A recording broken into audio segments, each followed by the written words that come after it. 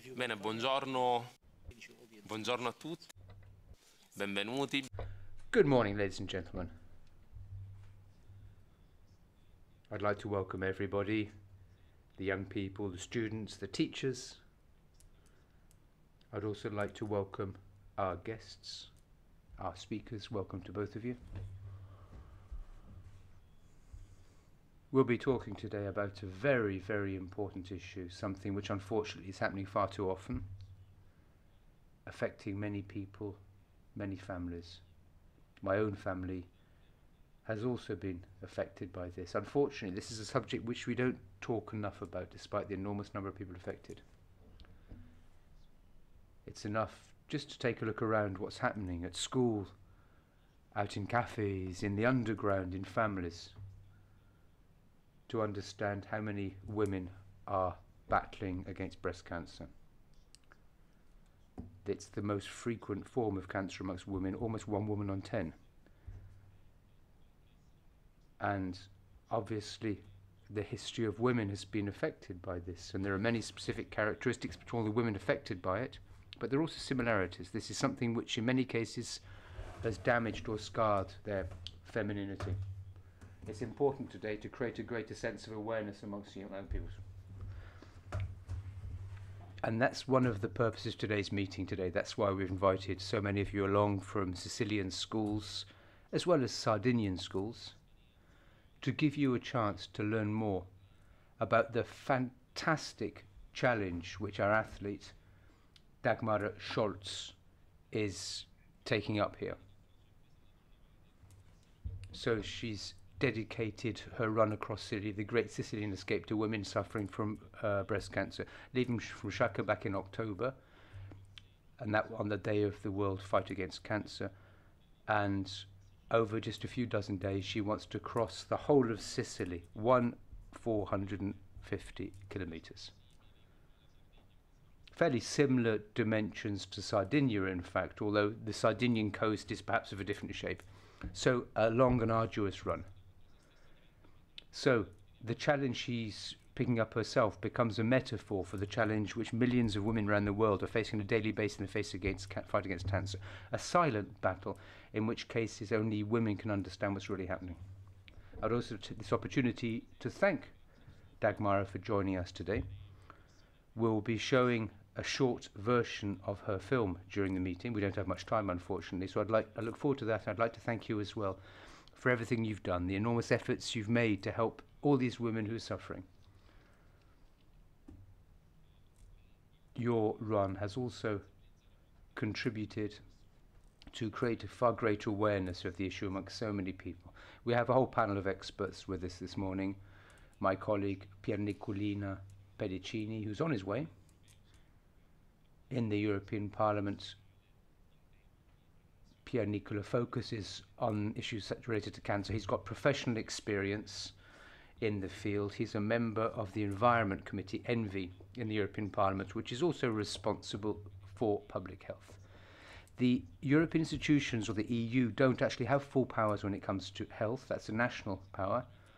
But the Environment Committee deals with issues related to health seen in a broader perspective, prevention, the need for quality food, and protection of the environment. And because of those areas of responsibility, there is a link with health. And later in the day, I know that you'll be visiting the European Parliament, and we're meeting again later on when we'll be talking about the European Parliament and the powers of the institution. So, as I said, the day's programme will kick off with our meeting this morning, and I'll be introducing the panellists in a moment. They'll be talking in more specific terms about the subject in hand, and this afternoon we'll be moving on to talk more about European institutions. So I suggest we start by taking a look at the film. That will give you all the opportunity to see just what Dagmar did, to see her enormous achievement. And following the film, we'll move on to listen to our expert panellists. Thank you very much.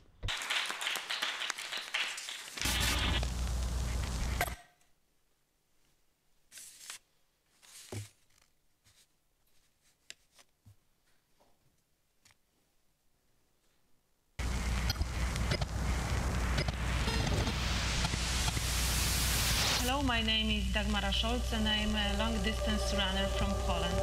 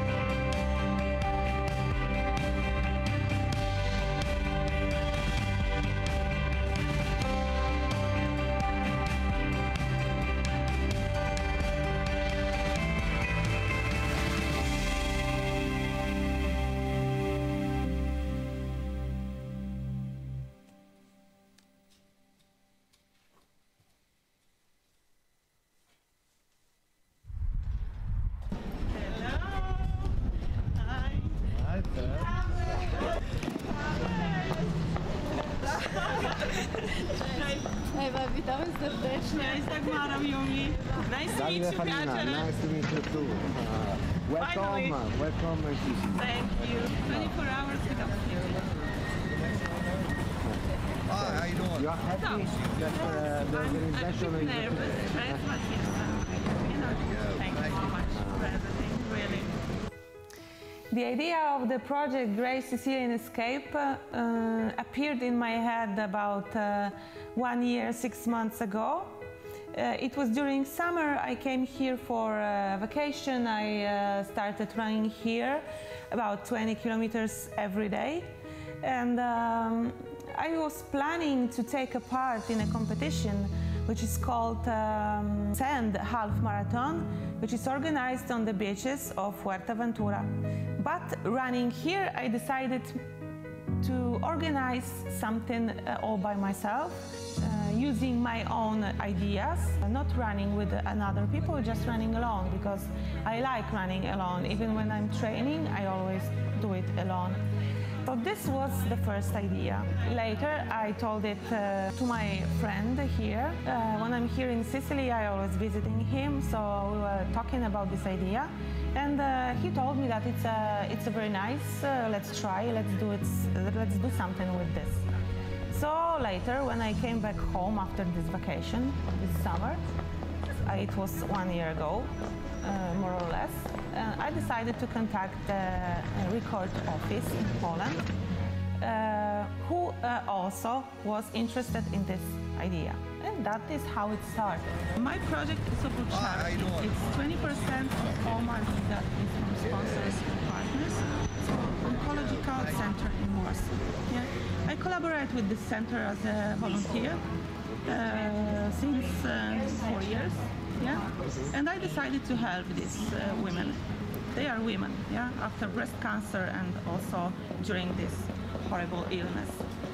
We are very happy and nice to meet you, and I hope that we meet in another city, Palermo. I hope to stay with you in Agrigento. The name of the consulate honorary of Palermo, you are welcome. I hope that you are happy in Sicily. Of course I am. For all month. Thank you very much. Thank you. When I was thinking about this run and this project, I had in my head for first love to the Sicily, the Queen of the Islands. Second, the love for running, obviously.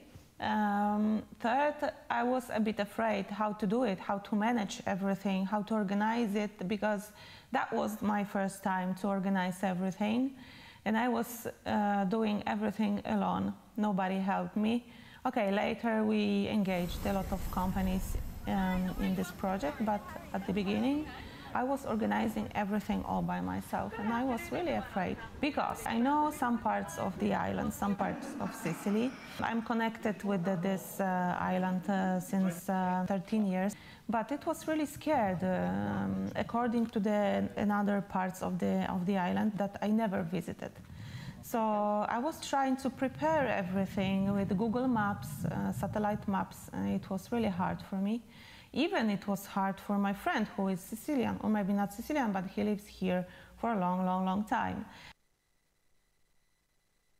I was also scared about everything what is going on here and dangerous stuff. For example, homeless dogs, maybe some people on my way, cars, empty places in the middle of nowhere. So that was really scary. But the love for running and the love for Sicily was stronger, so they were stronger. So these two things were the main reasons that I decided to start and never stop to believe that it will be okay.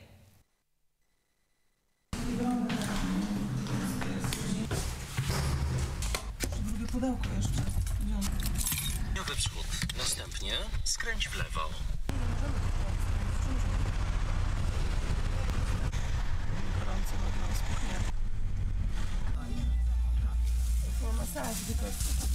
One more thing.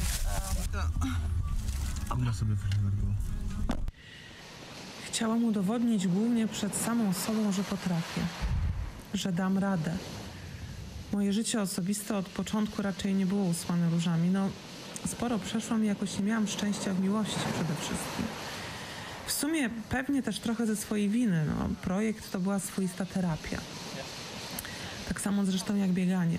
Zmęczenie fizyczne koiło zmęczenie psychiczne.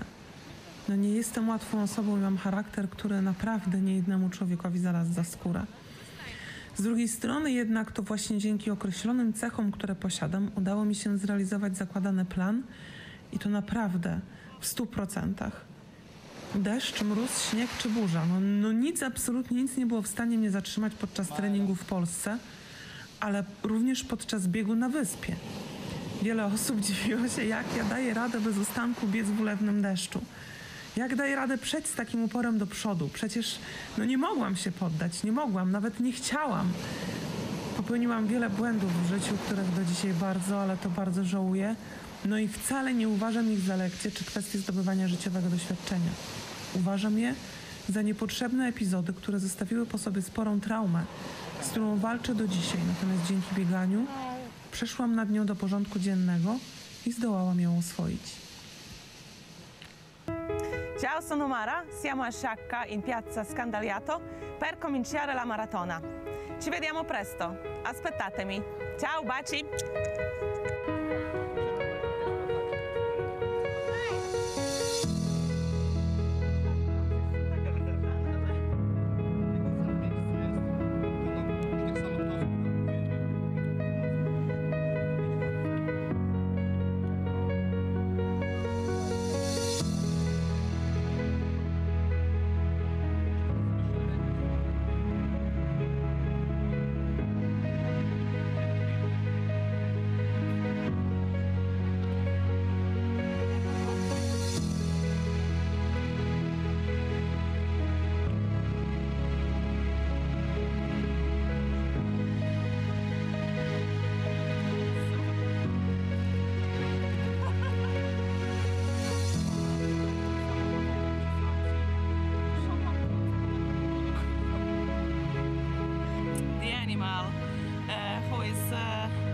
Cruising on a piece of wood across the river, and she wrote to me, "You are more awesome than this animal, you know?"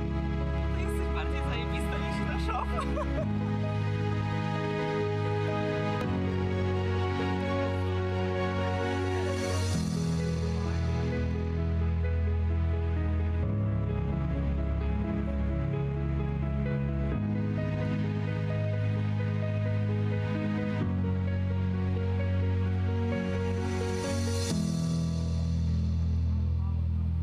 Best memories about this project are always connected with the sea and with the sun.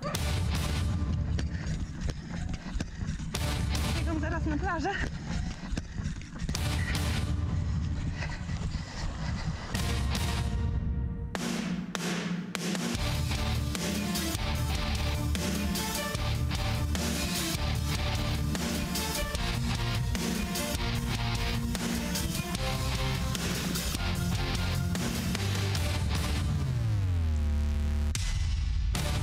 Jaszczurka mnie odwiedziła.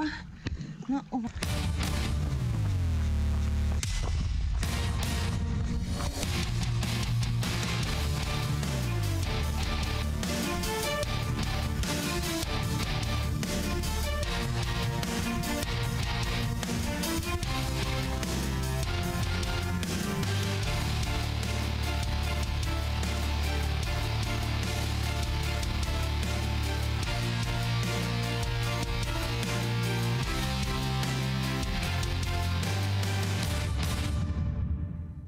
I was always repeating that I'm born in a wrong place.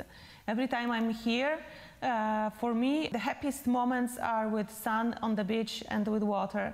During this project, the moments when I was running along the shore in the sun with the wonderful weather was the really happiest moments, even if I had a crisis.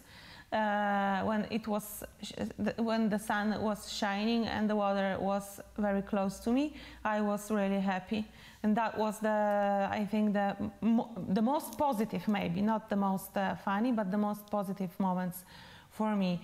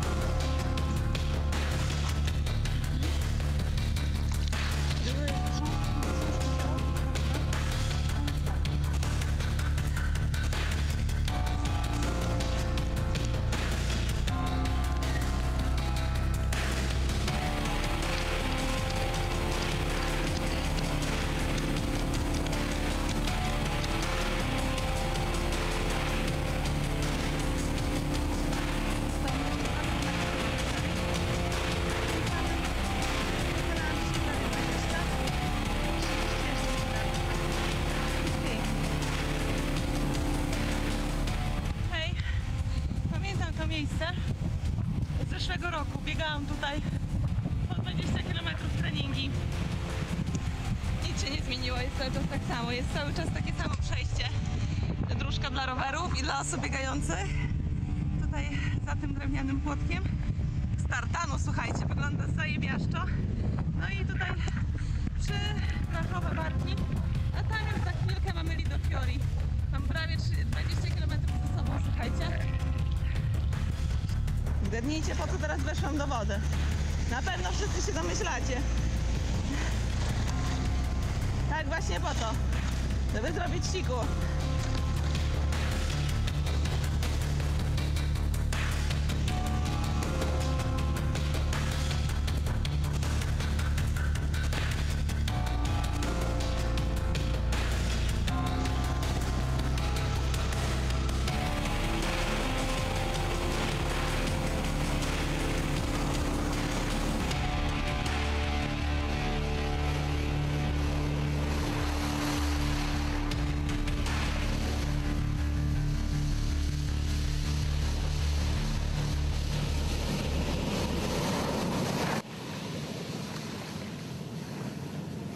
On my way also I met Droni Sicilia, the organization of drones here in Sicily, and their boss Gaetano Barbarino, who helped us a lot, and he made really very interesting material, I mean videos for my running. and also his people did it in particular places, in several places around the Sicily. So we meet, I just gave them the positions, GPS positions, and they followed me with the drones, so it was really awesome. È stata un'iniziativa secondo me molto bella da prendere. Sono stato sorpreso da questa richiesta, perché solitamente noi del gruppo Droni Sicilia lo facciamo per lavoro, ma in questo caso c'era un'opera solidale che l'atleta Daga aveva chiesto.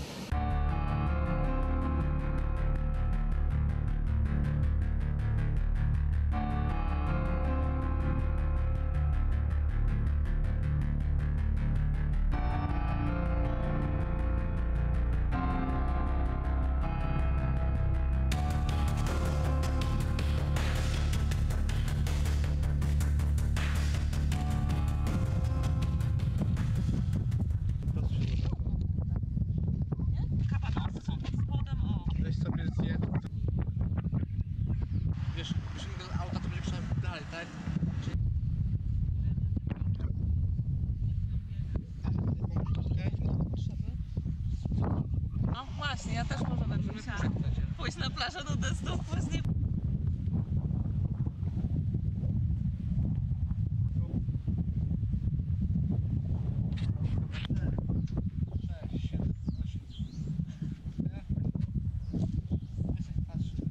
Un'impresa del genere io credo che non sia semplice o da fare tutti i giorni. In prima persona ho potuto vedere realmente alcuni momenti in cui c'era proprio senso di fatica, affaticamento incredibile, ma chissà perché improvvisamente vedevamo il cambiamento e la ripresa di nuovo. Ed è stato qualcosa che ci ha sorpreso un po' tutti. Siemka. Przerwa na sezamki. Powiem szczerze, że mam jeszcze 30 km dzisiaj do zrobienia. Musiałam kurwa nadrobić ponad dychę przez to, że była zamknięta plaża i muszę teraz biec taką drogą po prostu. Zwykłą, najzwyklejszą drogą, nie plażą. Jestem zła strasznie i po prostu to tak wydłużyło dzisiaj dzień. Samo moje błądzenie, żeby znaleźć tą drogę, opracować nową trasę, zajęło mi ponad godzinę po prostu. Masakra. Masakra po prostu.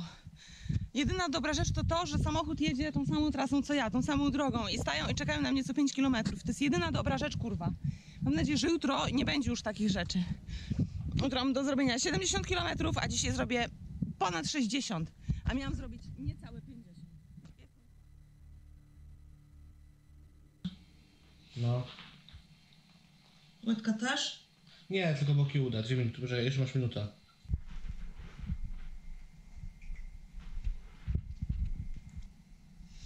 Do jednego boku. I never lost my faith in this project.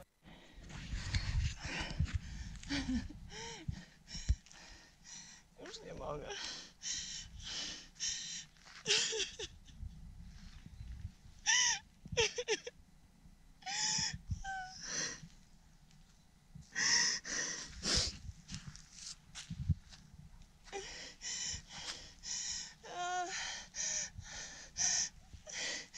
Jeszcze 63 przede mną dzisiaj.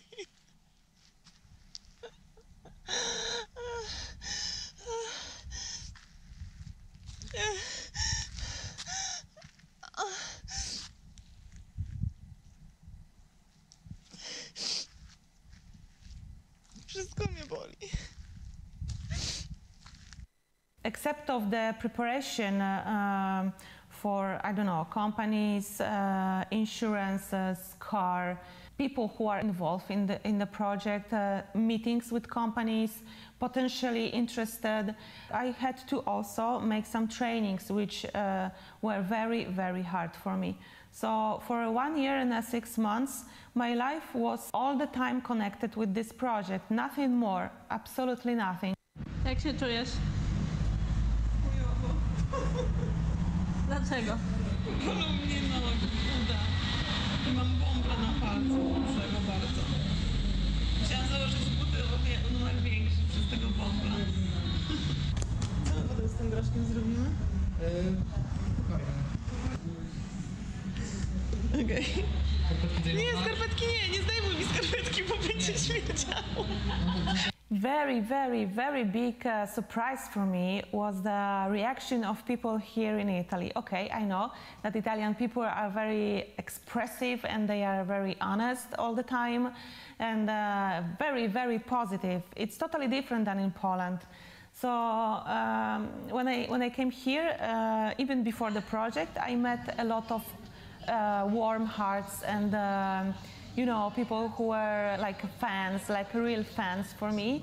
And even on my way, when the project started, I experienced a lot of very wonderful reactions from people. This what is maybe in one side sad for me, that the Polish people didn't react like this. They didn't believe at all. They didn't believe that I will run. They didn't believe that I will come here and start this project. They didn't believe that I will finish even. So this reaction of Italian people were really, you know, something like a drug that pushed me to do this. It was a real motivation. So this is the very important thing. When you have to face some very difficult project and you have a lot of people who are believing in you. This is one of the main things and one of the most important things, I guess. Una corsa per la ricerca contro i tumori, il Giro della Sicilia in soli 30 giorni per un'atleta polacca. Il servizio di Simona Licandro. Corre per un record e per raccogliere fondi per la ricerca contro i tumori. Daga Zolk, 35 anni, polacca, corre per un sogno, il giro più veloce lungo il perimetro della Sicilia. First thing I decided to manage was the contract, to sign the contract with the office record. We made it, and after this I decided to contact some companies that could be interested in this kind of project. So I wrote almost 1,500 emails to almost every company in Poland which is connected with running, with traveling or this kind of stuff. I was working only for this. I was collecting money, and at the end I had to also take some money from the bank to, you know, because I wasn't able to collect so much as I wanted. So that was the problem. And also the main thing that I did was the very important meeting with the Breast Cancer Association in Poland, because my run is also some kind of charity for them. I work with this kind of association in Warsaw since 4 years. And I decided to help these girls to collect some money also for them.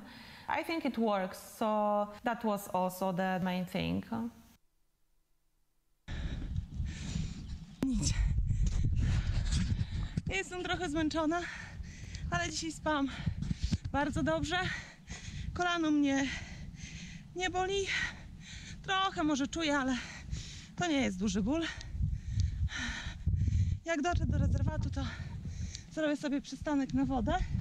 O, tu taka ładna jaszczureczka. Cześć! Hello! Uciekła. Ja nie boję się jaszczurek, boję się tylko pasikoników. Jest ich tu trochę, ale są mało groźne.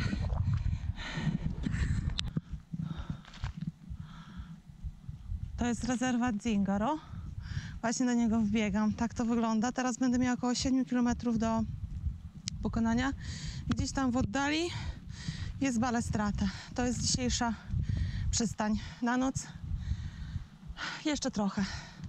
Jeszcze jakieś 30 km.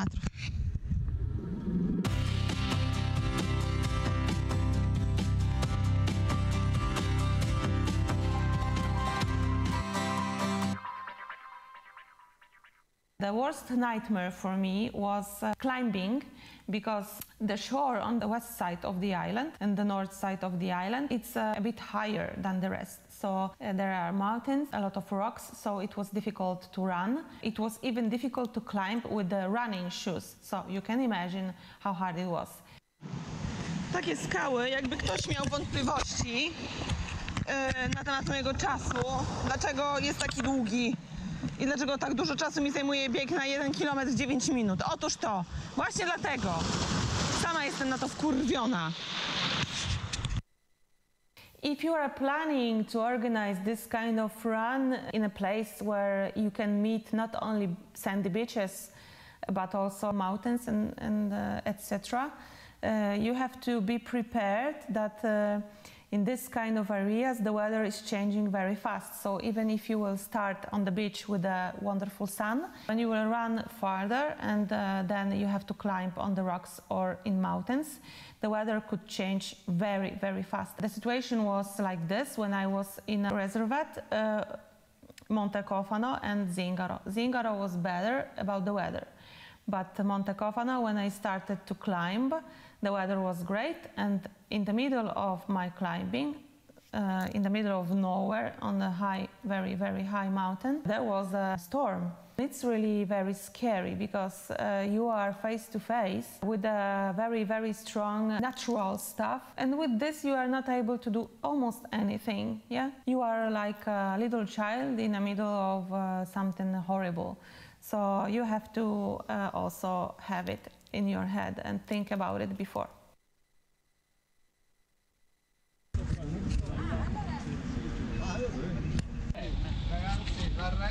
Ragazzi, la regola è che ci dobbiamo fermare al semaforo. During all October, during my run, I met a lot of very, very wonderful people. First of all, I have to mention Davide Farina, consul of Poland in Palermo, and he helped me a lot with everything, really, with managing the car that we have from Meridiano company for free. He organized everything here in Sicily, beginning from Palermo, finishing in Sciacca, and it was really very, very helpful. I think if not him and his help, I couldn't be organize everything so perfectly. So I want to thank him for everything he did for us.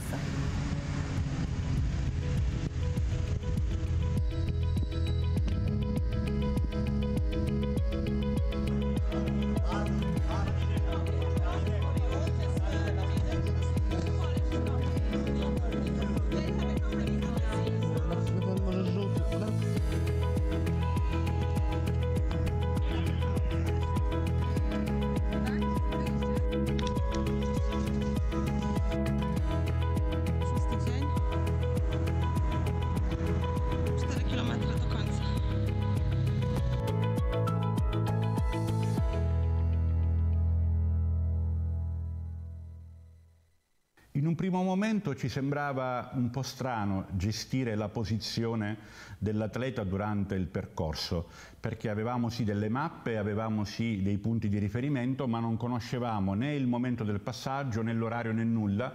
E fortunatamente dal gruppo, dal progetto appunto organizzato dall'atleta, abbiamo avuto una posizione GPS in tempo reale che ci ha permesso appunto di farci trovare nel momento giusto, al posto giusto.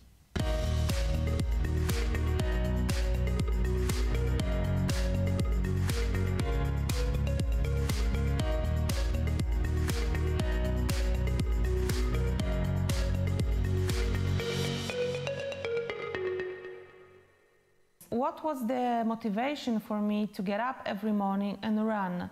This love for running and for Sicily. It's really worth in life to have a passion and to be not afraid. You are afraid every time in your life.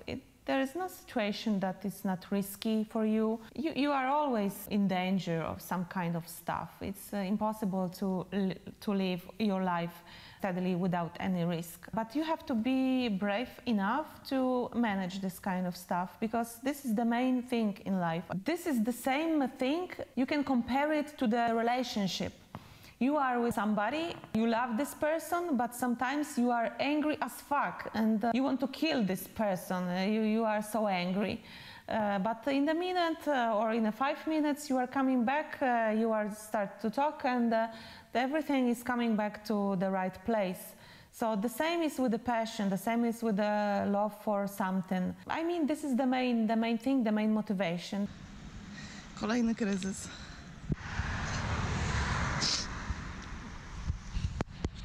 Śniła mi się mama, chcę już jechać do domu. Masakryczne pęcherze, nie mogę biec. Czołgam się w zasadzie. Już nawet mi nie zależy na tym, czy mi ustanowią ten rekord, czy nie. Trudno, ale jeszcze 2/3. Już jestem po 1/3 dystansu. Zrobiłam prawie 400 km w tydzień. Muszę jakoś wytrzymać.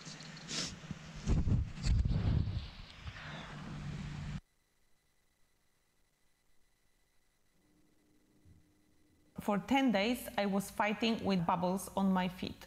It was really horrible because I didn't have any problems with my muscles or with my joints. No pain at all, maybe a bit knees, but the bubbles on my feet was horrible. In these horrible moments, they were also funny moments that I had to use very, very, very big shoes because my feet were taped and with a lot of medicines inside, and because of this I had to put very, very big shoes because my feet cannot be put in normal shoes as I used to wear. After 10 days my feet were really okay, and my body was already used to this kind of experience. So after 10 days my run was really, really good.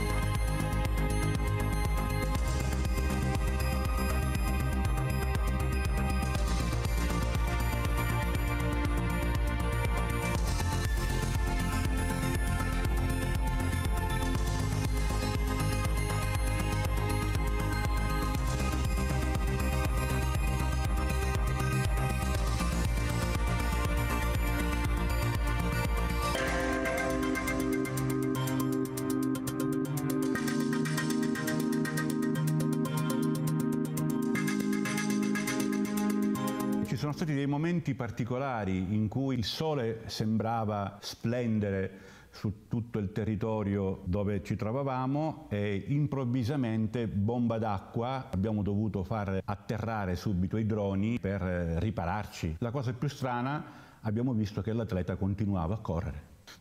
Siamo stati sorpresi da questa cosa qua perché non potevamo fare altro che fermarci e aspettarla più avanti in altri momenti quando si poteva fare la ripresa.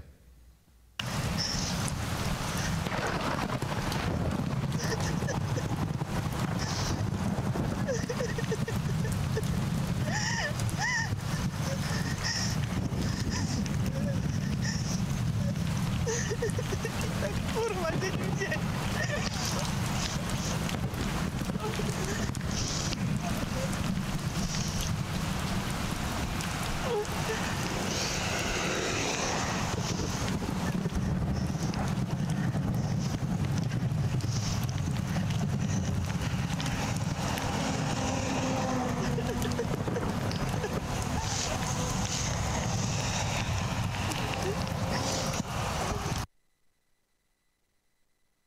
You know, if you run this kind of places and you can admire such a wonderful views and panoramas, and because Sicily is really wonderful, then you can even forget about your pain, about your feet, about dangerous stuff. This is the main point, I think.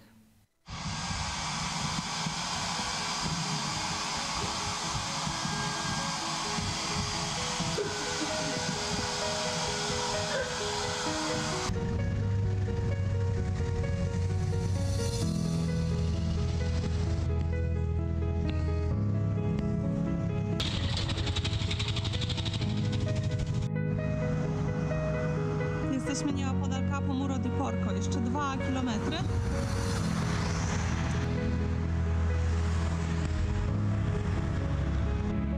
Jesteśmy w Syrakuzach, zaraz będę. Dalej widać Castello Maniacze.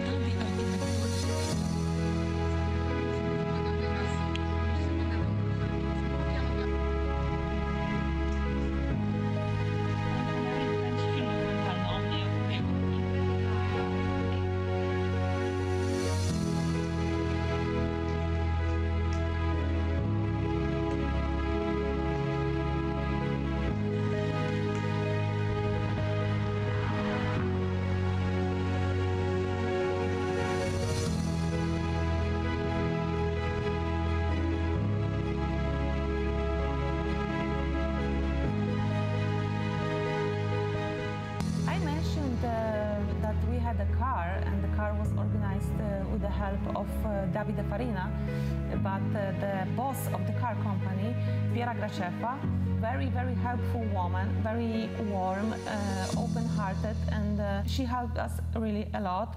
She organized for us 2 nights in San Leone and Borgo Gelonardo, and I want to thank her so much for this, what she made for us. One of the last days we spent in Borgo Gelonardo, and Elvira De Felice, friend of Piera, organized for us the very nice concert of typical Sicilian band.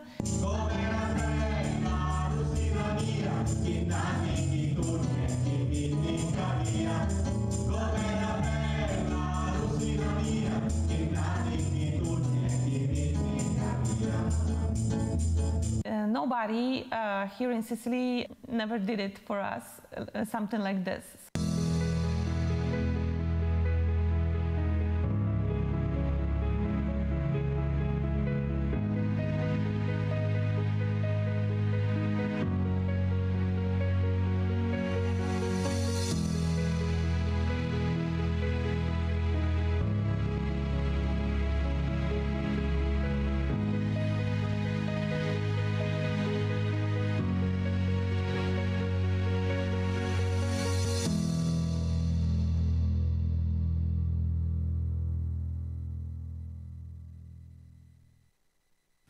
Io credo che per la Sicilia imprese come queste dovrebbero essere ripetute, se non in maniera specifica, anche in ambito collaterale a questo, per atleti, per sportivi, perché la valorizzazione della Sicilia attraverso, diciamo, la cultura, il paesaggio, le tradizioni, l'alimentazione e tante cose possono interessare tante persone, perché da una passione come questa può nascere anche un beneficio a livello personale, sia dell'atleta sia da chi intraprende le attività, ma soprattutto anche per far conoscere le nostre bellezze.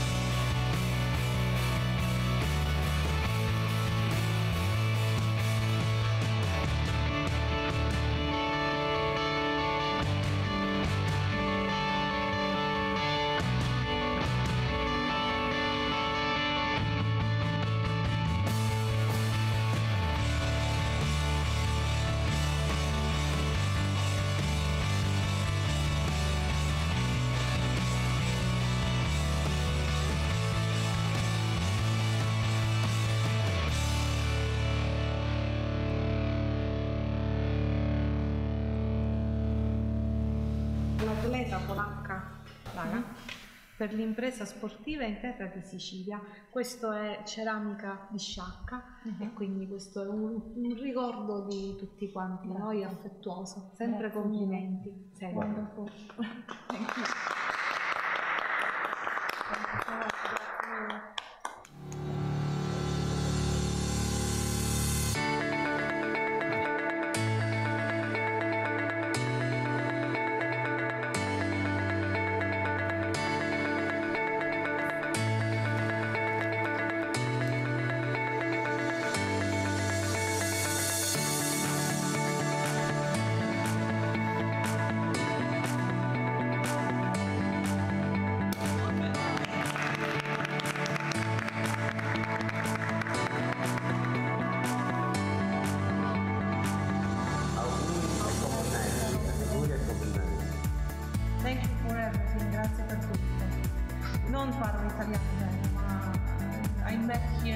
really very wonderful.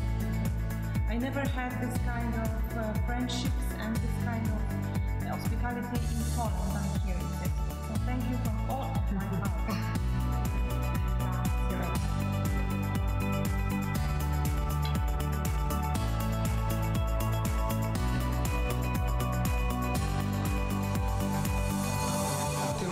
C'è stato un uomo che è stato identificato come tra i più forti al mondo e che ha fatto un record dove ogni giorno faceva una maratona. Sì. Cioè, lei l'ha eguagliato anche di più. Avevamo una curiosità, quante scarpe hai cambiato? Io ho detto 2. Quante scarpe? Scarpe? Hai consumato anche te?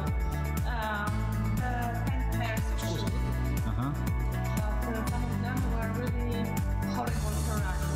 Con Daga avevamo ogni giorno un problema di capire a che ora arrivava, quando arrivava, la qualsiasi organizzazione era soggetta a questo tipo di cose.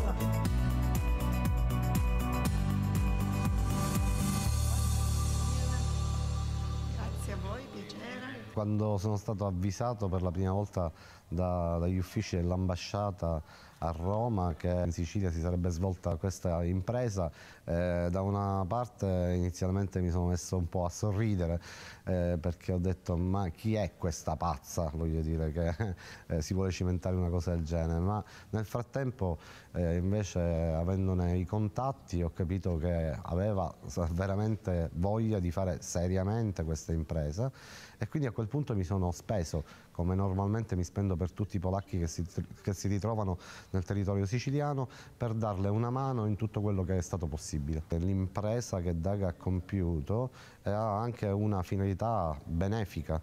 Lei è testimonial di un'associazione polacca che si occupa del cancro al seno delle donne, per la quale sta facendo anche questa impresa. A questo punto l'unica cosa che posso dire è veramente complimenti e brava, brava, brava Daga.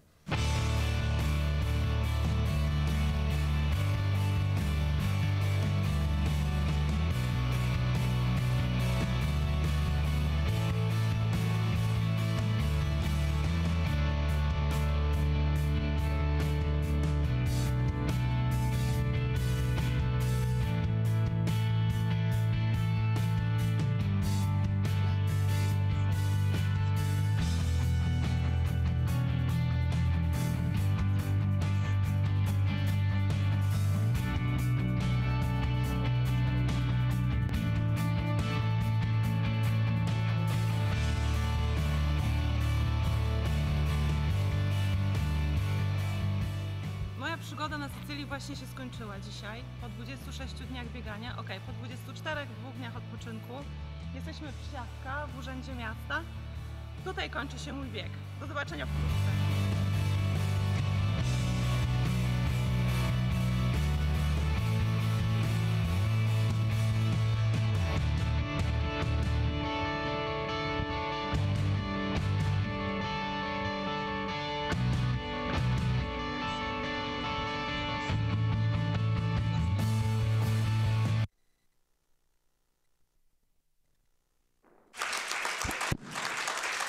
Scusate ragazzi,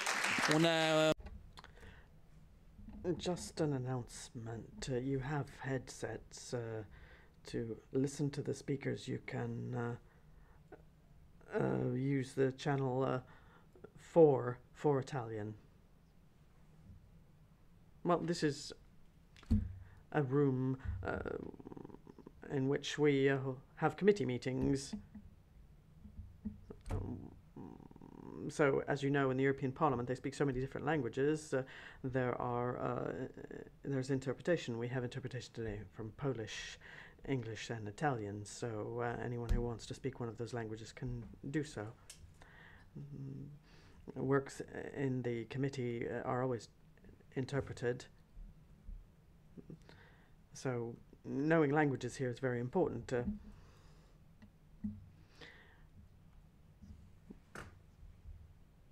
Well, Daga has already been named Honorary Council of Palma. She's been called crazy. I'll give her the floor for a few comments, and if you have any questions, as soon as we finish with the speakers, there'll be time for question and answers.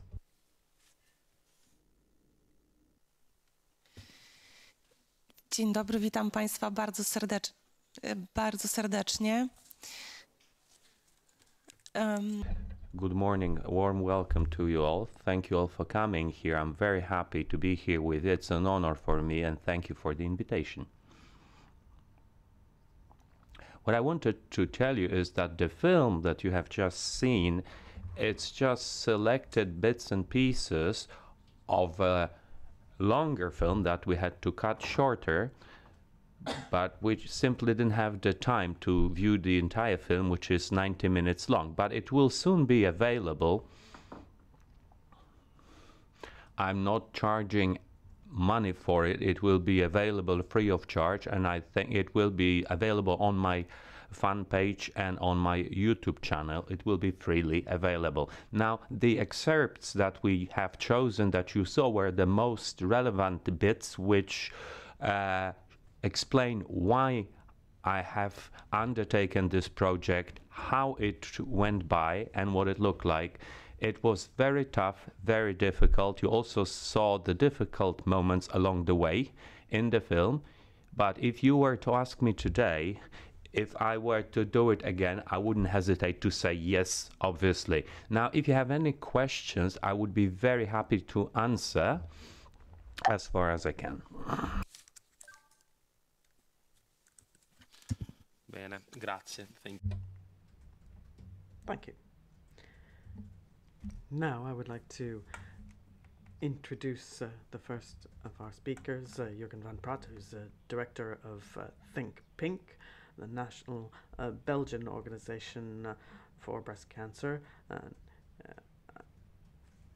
There are many organizations in many countries on this, even in Italy as well. He'll tell us about work being done in the fight against breast cancer. Many of you are young women. I mean, how old are you, for example, 18, 19?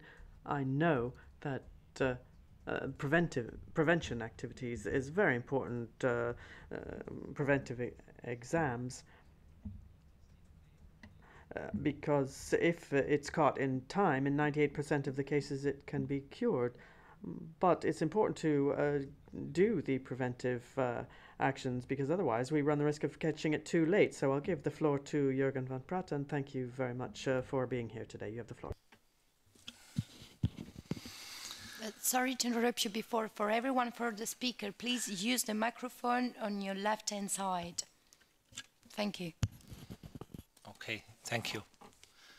Sorry for addressing in English. I am not capable of speaking Italian. I understand it a little bit, but it's not always easy to, like already said, in all the languages.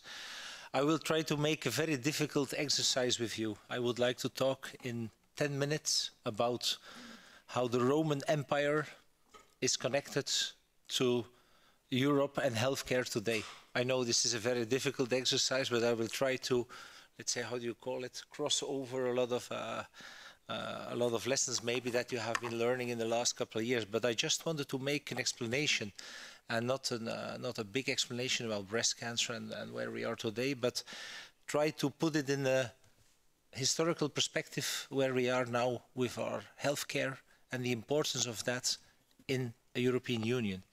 And I would like to start with the Roman Empire 2,000 years ago. When the first time when they stretched all over the Alps and going north to conquer, it was for the first time in history you could say that we had a kind of Europe. It sounds funny, but it was a method like this that created a little bit for the first time Europe. And during the reign of Julius Caesar, for the first time you had this Pax Romana, which you know about, I think. You had peace within the Roman Empire. And important that because it gave a lot of time and money and possibilities for trade and for building up society with more welfare for a lot of people. This is what actually happened. And history obliged me to say that slaves were excluded of this thing, of course. But a dictatorship was installed, because that was the case with Julius Caesar. And everybody was also convinced at that period that equality was a very important basis of a well-balanced society. And that was the first time in history that we had this. Knowledge like farming and cooking, but also culture aspects, were spread all over Europe as part of the Roman expansion. And the thoughts about this were quite simple. If we spread this culture, this Roman culture, everybody will become a kind of a Roman. This was the whole idea about it. And if we have control over free trade and taxes, we have control over Europe. They didn't speak about the word Europe, they talked about the Roman Empire. But it was in fact Europe. And so Rome went in some decades from a city-state, you could say, with colonies around the Mediterranean, to a European empire with a capital, with a very impressive capital. But what Caesar really installed was Europe, kind of a European Union avant la lettre. I don't know if the English word will be translated, but something that was there for the first time. And much later you had copycats, you could say, like Charles the Great in 800, around 800. You had Charles V in 1500, and their kingdoms were also based on, they tried to have as much peace as possible, trade, spreading knowledge, and of course they had to fight their wars as well. But the idea of this big Europe was created. And it took us again some centuries of fights and big wars to conclude that the European Union had a lot of advantages. Peace, trade, exchanging knowledge and culture. And if history has learned us something about living together in Europe, is the fact that equality and spreading welfare as good as possible is the only guarantee for maintaining a strong Europe. And now I sound a little bit like a politician, but it's a strong feeling that I have about that. And it's this link with breast cancer that I wanted to make. I know it sounds a little bit strange, but up till now I haven't said anything about breast cancer. But if you look today to healthcare within European Union, or even broader on the continent of Europe, we see very big differences. And it depends where you are born and living, what your chances are of surviving breast cancer. And I don't want to go too much in details of focusing on countries, but for instance, if you live in a country like Norway, or here in the north, Belgium, Holland, you have around 90 to 93% chances of surviving breast cancer after 5 years, which has increased a lot in the last couple of years. But if you live, for instance, in Romania, you have 63%. So there is a difference of 30% of survival rates on breast cancer. And this is what we find as a breast cancer organization, not only in Europe, but I'm also the managing director of a broader collaboration all over Europe of 17 countries. And we started that with, together with the Italian organization, Susan G. Komen, together with the Belgian breast cancer organization. We started here last year. But with this Think Pink Europe idea, we found this quite unacceptable. And it's something that you have to think about as young people, not only started your career, not aware of everything what will happen, of course, in the next decades, but this is a very big gap in healthcare. And of course, and it was said already that we have chosen that the European Union is not responsible for the national healthcare systems. We have chosen this to keep this in the countries, and of course there are some tasks within Europe. The EU is supporting research, is trying to organize exchanges of best practice and collaboration on healthcare. But the big healthcare gap is growing, is still growing today. And I'm not talking only about between Western and Eastern Europe countries, for instance. I'm only talking about differences within countries. I'm talking, for instance, also in Italy, the differences between North and South, or between rural areas and cities. So there are big differences that we are not always aware of that.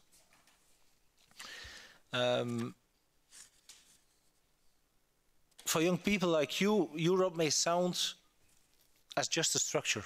And I know there has been a lot of debate that you have been following, without any doubt, if it's now debate on the Brexit, or it's a debate on migration that we have the last couple of years all in Europe, or it's about financial crisis, Sometimes it looks a little bit like we are only talking about problems within Europe, but there is also a big responsibility within the European Union and within Europe if we talk about healthcare and if we talk about exchanging the knowledge that we have and creating this European Union where everything is accessible. I gave the example to the doctor that will speak also that last year in some countries the main medicine for breast cancer to treat patients was not available in some countries. Can you imagine this today, that we are not capable of organizing that it should be available for everybody? So countries did not have the best medicine against breast cancer treatment in their country. So this is not an acceptable thing. So I'm sounding very theoretical, but I hope you get the scope between the importance of having also this European thing, where we have not only creating, let's say, safety and welfare for everybody, that we also think about equality and about balancing between all the countries, that we have accessibility, for instance, for medicines and for treatment for breast cancer. Because if you talk about breast cancer on the European continent, I should ask it to the group if you have an idea how many people, and I'm not talking about only the European Union, I'm talking about the continent of Europe. We talk about 500,000 women who have to face breast cancer, who get a diagnosed breast cancer every year. This means also 120,000 women die of breast cancer. So if you are, I don't want to frighten you with this, because we are making big jump to good treatments, but there's still a lot of work to do. So if you think, if you are plus 35 years old, you are not, the students, if you are plus 35 years old, the biggest chance of dying of something is breast cancer as a woman. Also, men can have breast cancer. 1 out of 100 breast cancers is also a man. Also something to think about. So we talk of an enormous group of women that have to face this disease, but better curable, as said. We get faster diagnosis, we get better treatments, we get better aftercare, we get better new medicines. So you could say there is hope, but there is still a lot to do. And one of the things, and I wanted to explain just 2 minutes more about what we are doing with this Think Pink Europe idea. When I am the director of the Belgian Breast Cancer Organization, but I was in contact with a lot of other countries all over Europe, and I saw that all the time the wheel was reinvented, and a lot of time and money was wasted for organization, but also governments, local governments, local organizations. The second thing that we saw is that, and it's very funny because this is the biggest disease that we have in Europe. This is the biggest cause of dying of something. But after 10, 20 years of having campaigns around breast cancer and amazing things like you say, so like the Great Sicilian Escape, to get full attention on this issue, it seems also that the public is not aware about the problem, because you are, to be honest, the chances that you are dying of a terrorist attack is very minor to the chance that you will die of a cancer. And we are not aware of that. It seems like safety is the most, and it is an important thing, of course, but it sounded like the last couple of years that is the only thing that we have to be aware of, but there is still a lot of work to do on this breast cancer issue and on cancer in general. And to do this with Think Pink Europe, we have picked an idea. We have not stolen, but received it, an idea that came from Italy. You have this year, you have in Roma, you have for the 20th time, so it's an anniversary, you have the Race for the Cure. And it's a very big event. Maybe some of you have heard about it because it's already in some other Italian cities. This year we expect to receive 80,000 people who will walk or run, starting from Circus Maxima. And there's also a big health village created around it. Great idea. When I saw it for the first time in Rome years ago, I always liked the idea about having the same event in the same time all over Europe. What a crazy idea a couple of years ago. So this year, for the first time, we will have not only races in Roma and some other cities, we have also created already the Race for the Cure in other cities in Europe, but for the first time, we will organize more than 20 races for the cure on the same day, the 29th of September, so just before Breast Cancer Month, all over Europe, from St. Petersburg in Russia to Braga in Portugal, to Matera, cultural capital in Italy, and Bologna, to Brussels in Belgium, to Athens, to everywhere, to give a bigger voice on this breast cancer problem, and on giving also a voice to participants and to their family and everybody who is related to the aspect of breast cancer. So we are trying, you could say, like you have the great Sicilian Escape, we will try to make this in another event, but give a louder voice and spread it all over Europe. So it will be for the first time that we will have a lot of people on the streets everywhere on Europe, just 3 kilometers walking, 6 kilometers running, a health village around it, but just to express the importance of breast cancer and keeping everybody awake about this issue, that we still have to do a lot of work on it. So if you say, what is your ambition on this? We want to organize, as breast cancer organizations in Europe this year, the biggest sport event that has ever been organized in Europe. The idea came from the States, went to Roma 20 years ago, is now huge in Roma with 80,000 people this year, we expect in May, and will be spread all over Europe on the end of September. So just to make a small introduction from the Roman Empire, going to explaining the importance of Europe, and that it's not only about Brexit and migration, but that there are also a lot of tasks that are important to make sure that equality is an important issue. Equality is also important in healthcare, and it's an important ingredient for, I will not call it Pax Romana, I would call it Pax Europe, but maybe that's something that politicians can use as a name, Pax Europe. Thank you for your attention.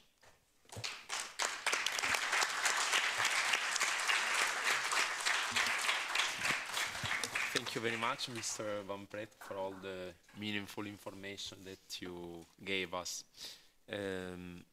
Adesso passiamo. Our next speaker.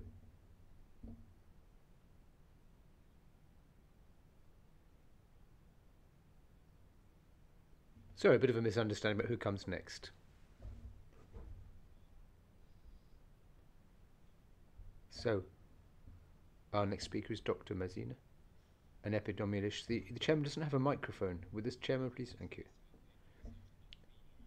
You work at the Free University of Brussels as an epidemiologist and clinical researcher. Go ahead, sir. Thank you very much. Let's think about first the organizer of this event and this invitation to talk about breast cancer. Thank you, Mr. Corrao. Thank you, Mrs. Rosella. It's an honor and a pleasure to talk about this subject. So I'm sorry for not using Italians, and for my English also, I usually use French. So I think it will be okay with my English. I'm going to talk about the magnitude of breast cancer in Belgium. But I will talk about some medical issues before. I'm sorry also if I use some technical terms. I'm ready to explain more if there is a problem. I will give some figures, Belgian figures, hoping my colleague will give more European figures. The magnitude of breast cancers. Breast cancers is a malignant tumor meaning a collection of cancer cells arising from cells of the breast. Si vous voulez, vous pouvez parler en français. Il y a la traduction aussi. Ah, moi, j'ai préparé en anglais. Breast cancer is most frequently a cancer occurring in women, but it can occur in men also. And although breast cancer predominantly occurs in women, it can affect also men. I put some photos. I hope it's not just to feel, but just showing the main problem of this cancer. Okay, next. Currently, the exact cause of breast cancer is not well understood, but we know that there is several factors that have been associated with increasing or decreasing the risk of breast cancer. Some of them are under discussions. Some of the others are already proved that they are associated with breast cancer. Age and gender. Well, I had said it. They are most affect women's, but men's are also affected. But it's a problem which is increasing with age. There is some genetic factors like mutated gene involved in this cancer, and which are transmitted hereditary. About 5 to 10% of breast cancers are transmitted hereditary. There is some familial history of cancer. If a parent, a sister, or a doctor had a breast cancer, there is many risks to have breast cancer.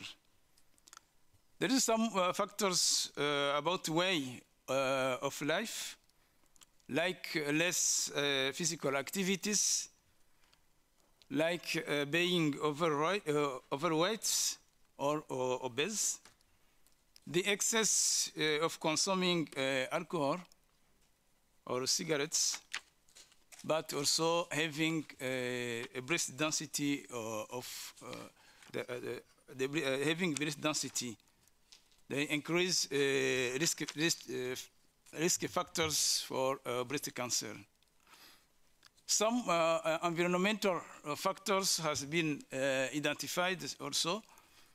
Air pollution is discussed now, but the excess of consumption of fats and animal protein are associated also with breast cancer. There is, of course, hormonal factors like early menarche, like late menopause, like not having pregnancy or having it later on life, like using some hormone, estrogen, or hormones as oral contraception. Some factors have been identified as decreasing factors, like vigorous physical activities,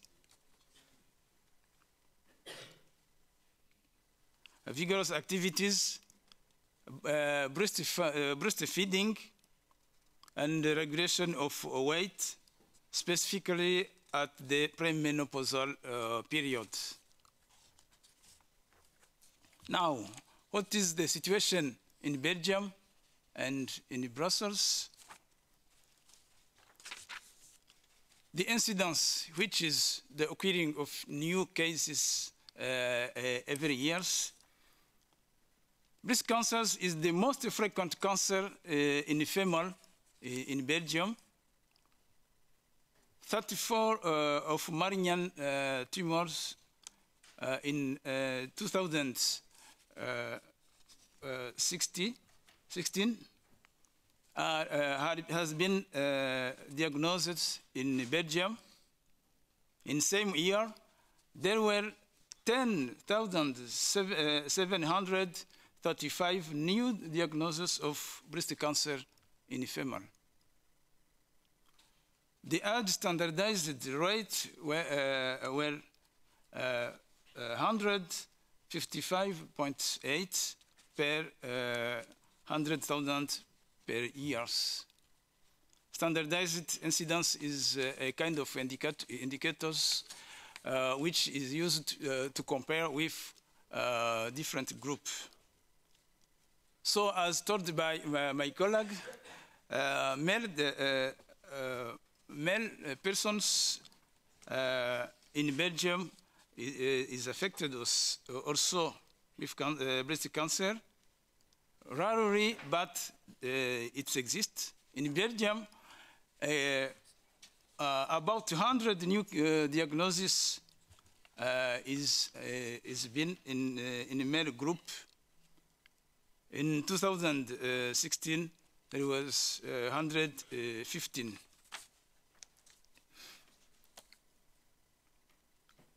Comparing to other cancers, breast cancer is the most frequent in women.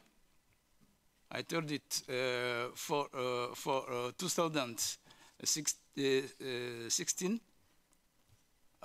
over than 10,000 breast cancer has been diagnosed in Belgium before colorectal cancers. In the red part of the graphic, in men, it's the prostate cancers who is the first one before the lung cancer.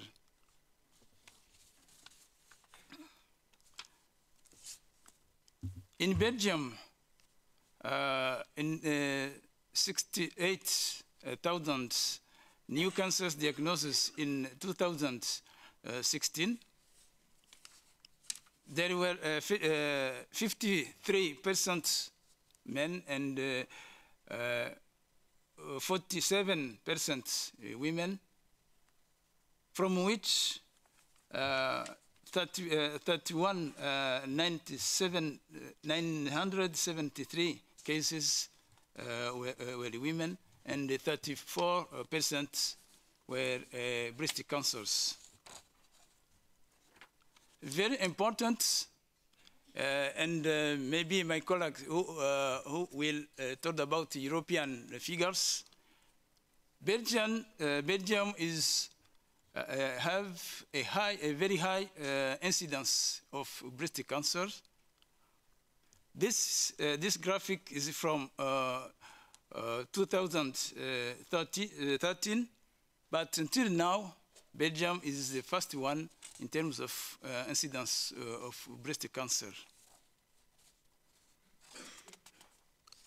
The breast cancer incidence rate between 2004 and 2016 didn't evolve, was stabilized, but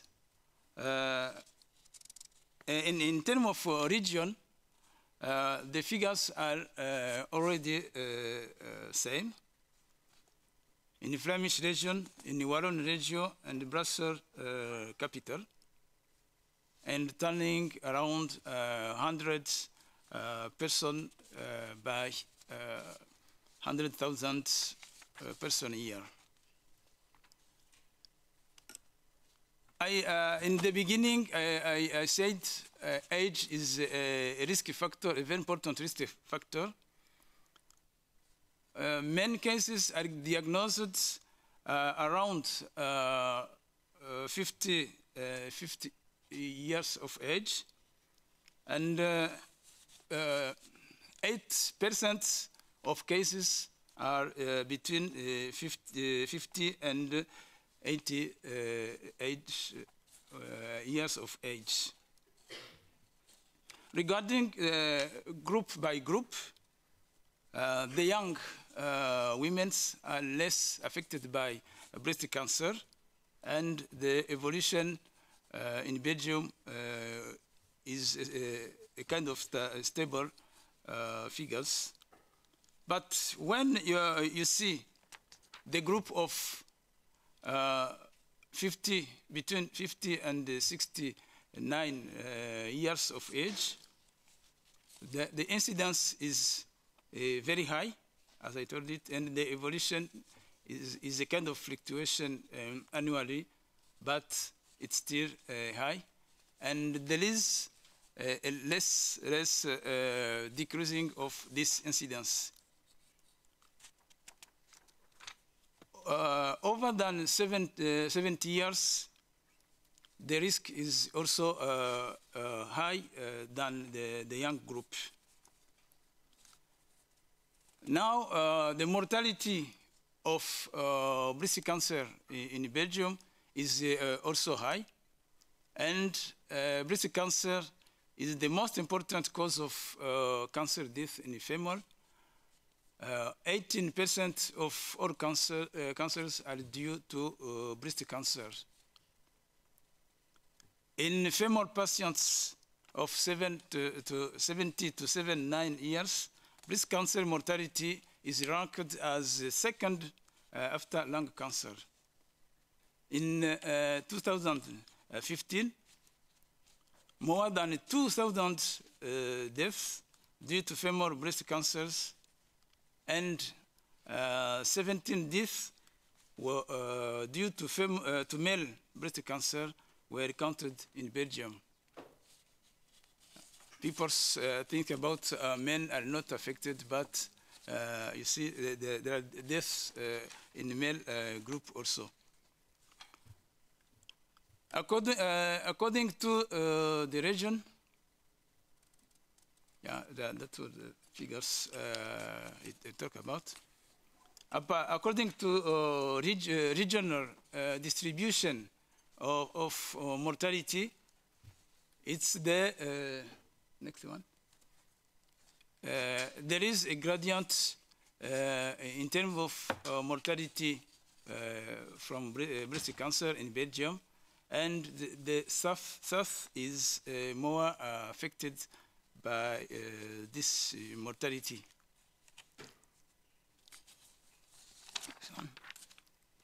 But I'd like to talk also about survival from breast cancers. Studies showed that 5-year relative survival proportion for the Belgian figures between 2012 and 2016 cohort is 91%. But it depends also of age. The gradient is noted with survival for patients aged between 15 and 69. It is 92%. But the worst survivor patients are those who are aged around 18 years of old, because it's 64%. It means there is difficult to survive to breast cancer when you have an advanced age. This graph, this figure shows that the probability of surviving to breast cancer decrease when the patients have an advanced age. So, because I'm involved in the breast cancer fighting specifically in Brussels, which is the the work for Commission Communautaire Commune, which I work actually. 930 cases of invasive tumor of breast cancer have been diagnosed in 2012. The age standardized incidence rate of Brussels region is very high than the Belgian figures. 261 per 100 persons are affected by breast cancer, and it's one of the high figures in Europe. But stability of the age standardized incidence rates between 2004 and 2012 has been observed. The evolution of incidence in Brussels is same as the Belgian one. Since 2004 until 2012, it had been less evolution. Even in some age group, it's increased from 2010. About mortality in the Brussels region, there is also a stability in the evolution, but it's still high also in the advanced age group.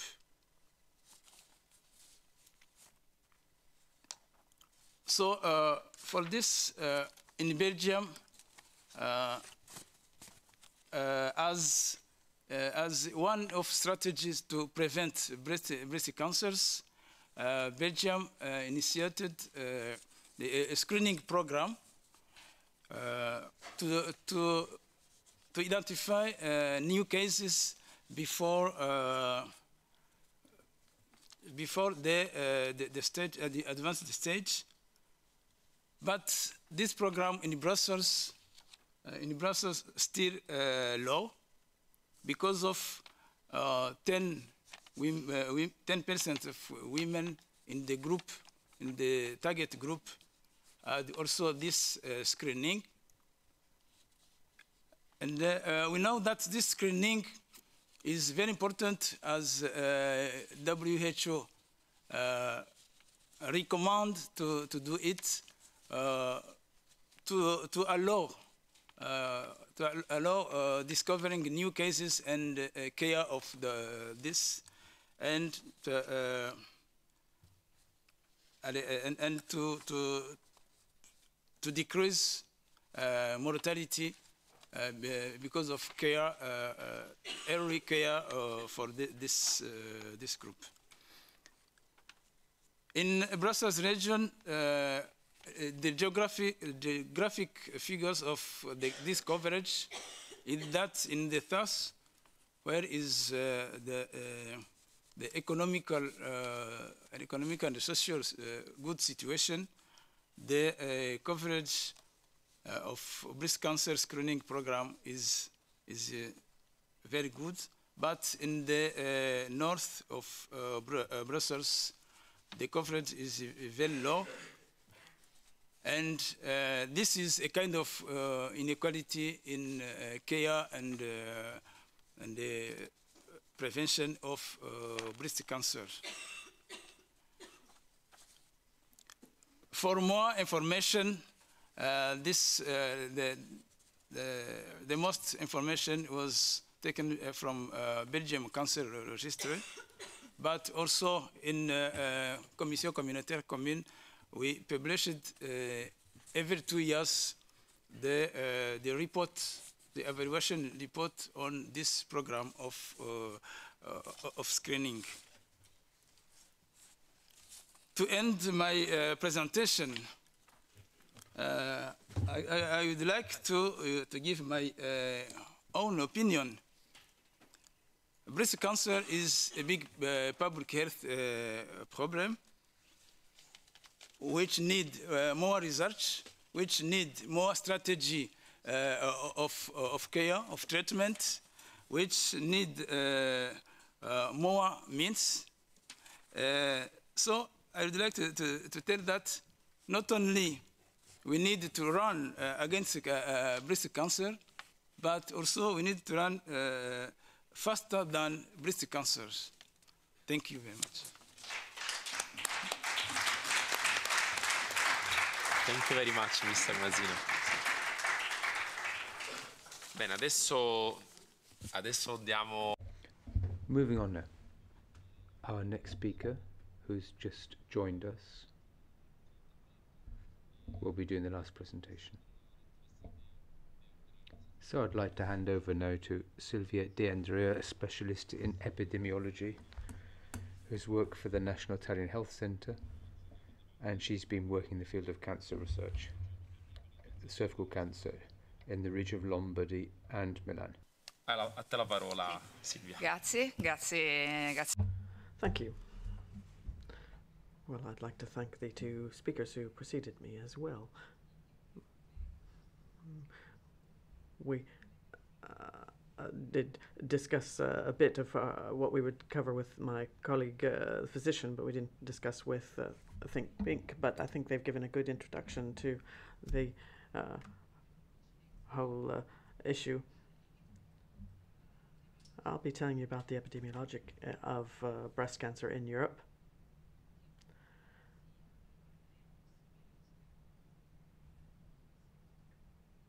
Which is, for certain aspects, similar to what my colleague just describes, and then some of the aspects of screening and prevention activities that have been undertaken at Europe and then interpreted at national level in the member states, in particular in Italy. With respect to epidemiology, as my colleague said, there's the incidence, mortality, and survival. The incidence is one of the new cases of cancers, and the number of people who die from breast cancer, and survival is the number of years people live following the breast cancer diagnosis, and how many die from the same disease. For breast cancer, there are numerous cases that are described as cured. These are people for whom the risk of dying of breast cancer becomes comparable to those who've never had a diagnosis. So that means that compared to 20 or 30 years ago, we have many women who manage to live out their lives. With the first slide, we'll talk about new cases. This is a very frequent tumor, almost 2 million new cases diagnosed every year, and it's the most frequent diagnosis for women. This, however, is the incidence map of the new cases in Europe. Now, remember this, because when we look at the map of mortality, we'll see something that's quite different. So the darker the color, the countries which have the greater frequency of incidence, and then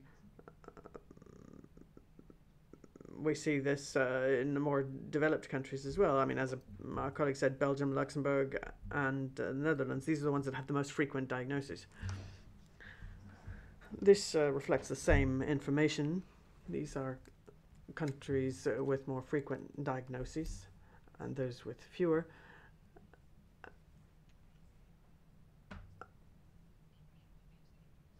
Now, a bit of background on the incidence. Incidence of breast cancer has continued increasing over the recent decades. Now, why? Well, two things basically have changed. The causes of the cancer have changed. They've been more frequent, and there's an increase in risk factors, and we've seen an increase in the incidence. Another thing that's happened has been an improvement in diagnosis techniques, so the screening. So we have a positive effect on the possibility of less invasive treatment and survival, but we've also seen a slight increase in the number of new cases as well. These trends differ depending on the European country you're looking at. Here, for example, you can see the trends in the various countries. It's written a bit small. It's a bit small to see the numbers. So it started in the end of the 70s. We've seen an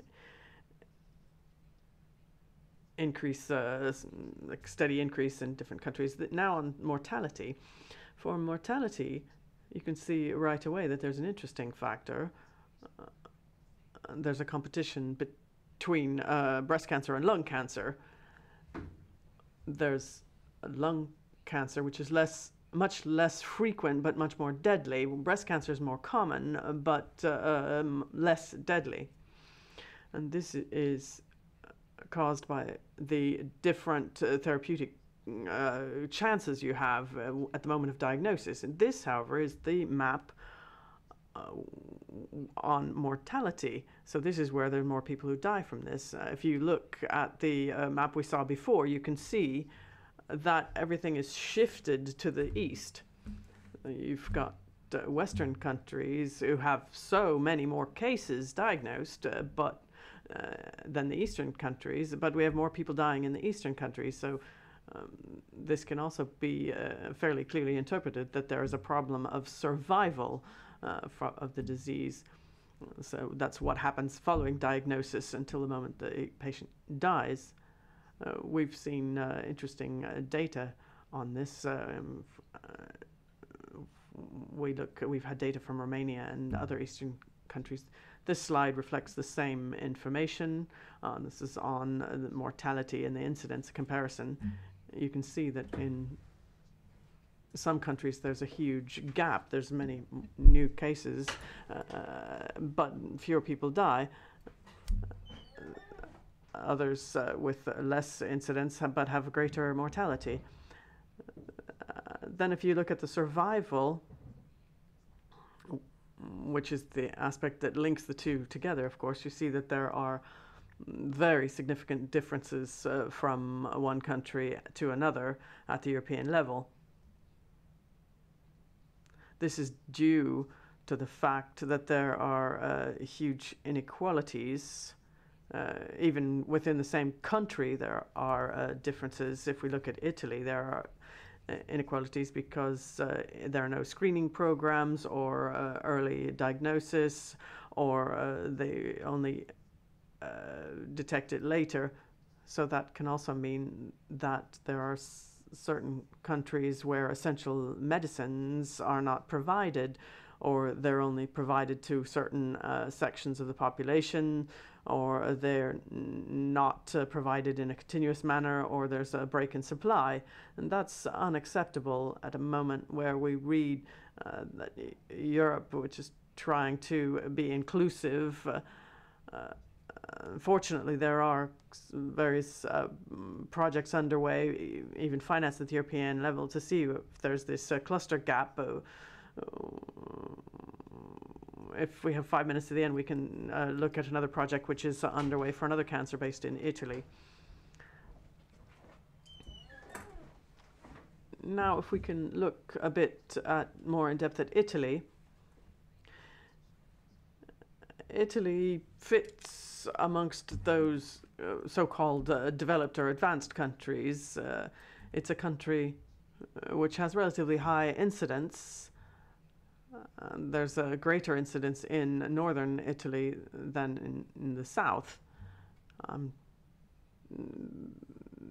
This is looking at the Lombardy region, but this is the progression in the incidence in Sicily.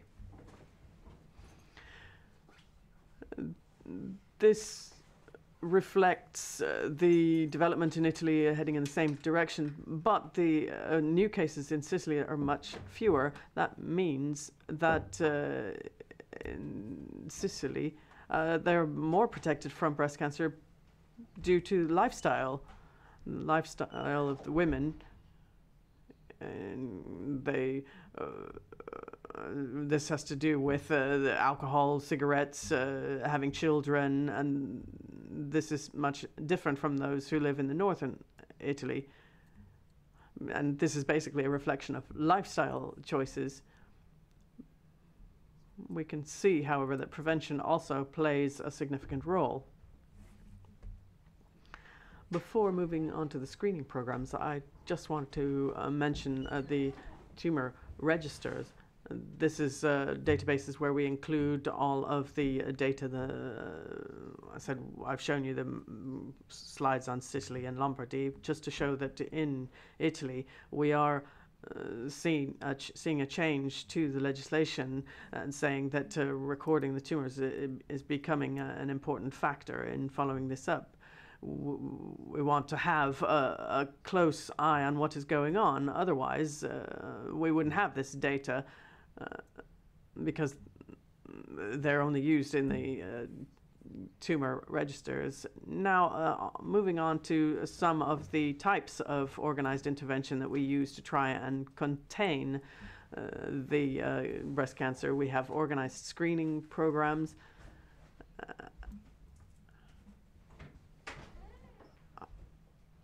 I just want to stress something that colleagues have mentioned as well, is when we get to the screening programs, which means early diagnosis,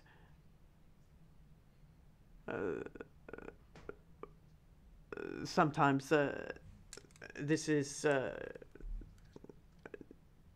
not helpful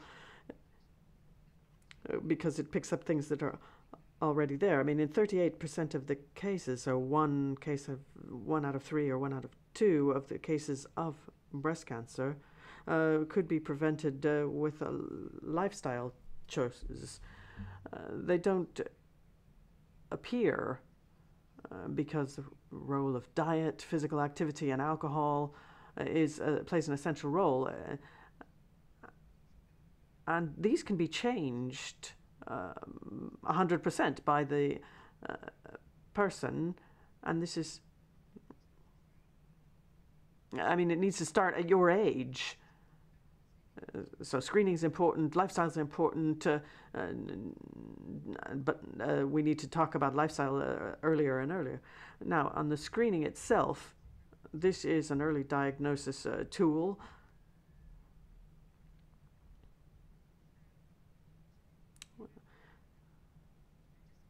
Which is managed by the multiple health systems. In Europe, they are carried out in line with European guidelines. This is financed by the European Commission. It's been financed for 20 years. The headquarters for this in Italy is in Ispra. As you know, it's up by the Swiss border. And it's also the joint research center of the European Union. So there's quite a synergy at the European level for screening. I mean, even if we talk about subsidiarity, there is still a link between what happens at the European level and the member states. I mean, the member states do align their practices with the European guidelines. The organized screening programs cover female population normally between 50 and 69 years of age. In some places they're extending it from 45 to 74.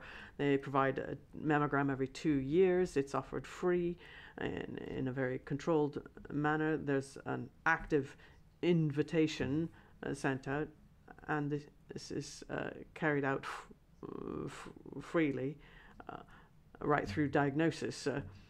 So that provides a total control of the process, and also there's an economy of scale because the checks are personalized, but they're also guaranteed equality checks.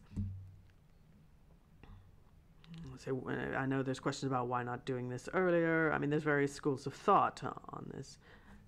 In public health, I mean, there needs to be solid evidence to propose tests, and the evidence of carrying out mammography once a year before the age of 45, that we don't see an increase in the benefits. And it might also end up with false positive results. We're not doing this between 50 and 69 because we want to save money. It's that we're trying to get the best results with the resources we have.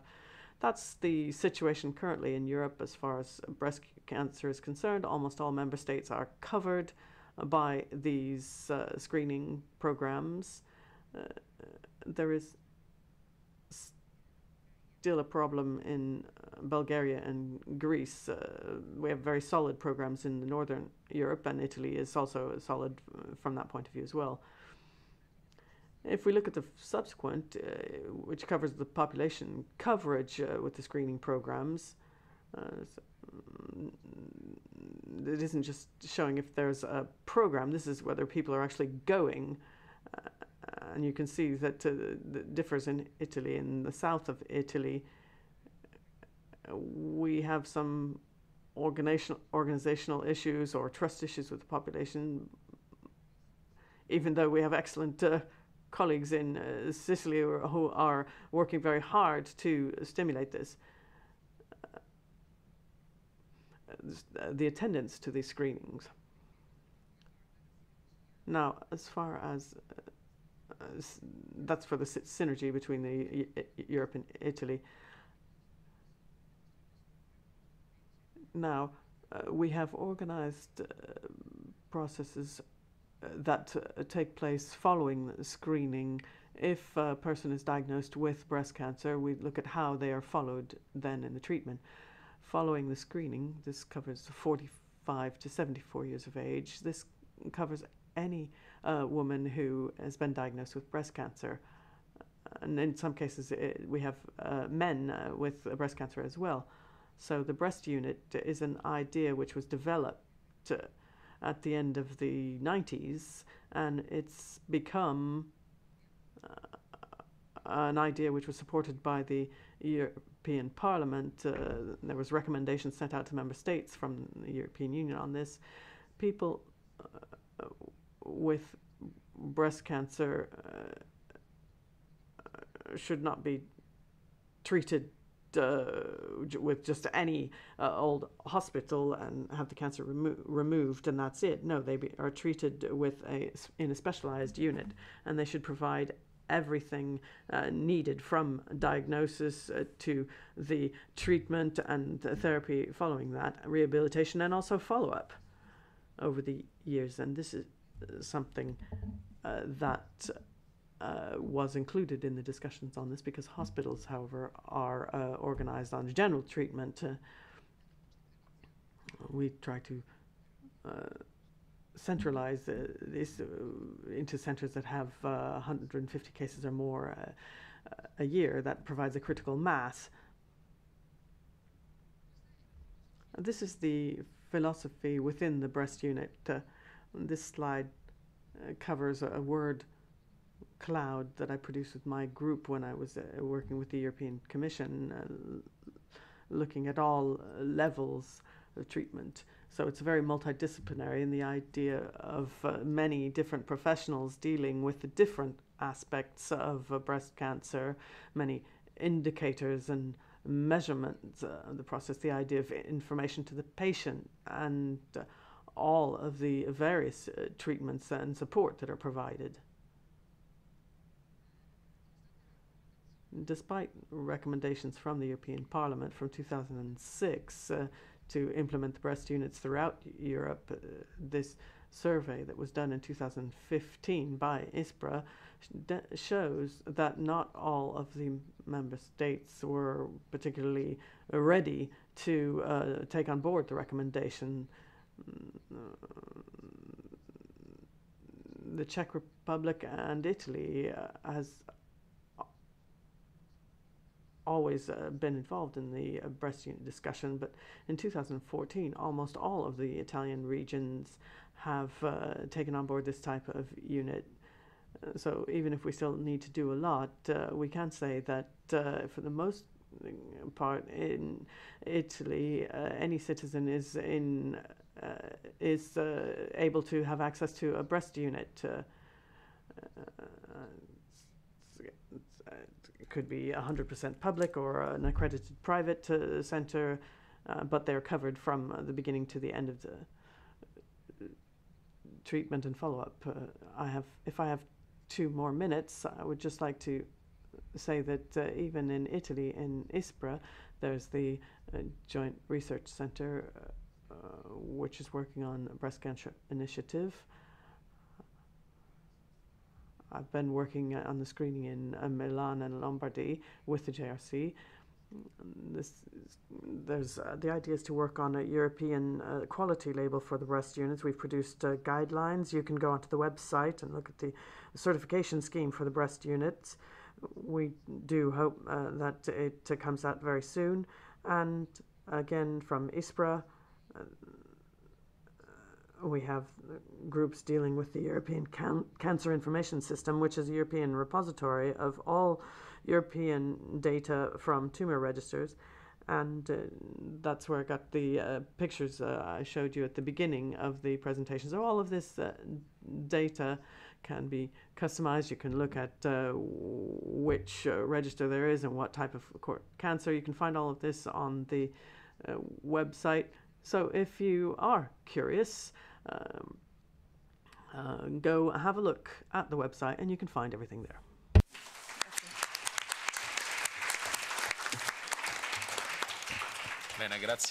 Thank you very much, Dr. De Andrea.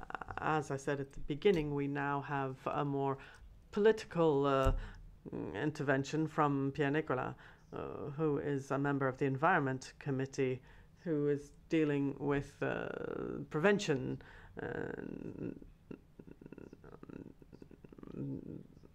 These are students from school, and later they'll be visiting the institutions, and we'll talk more about the institutions. But we started with a very important issue, and then we'll move on more into more knowledge of the institutions. Pier Nicola has quite a lengthy experience in this and can provide us very important information.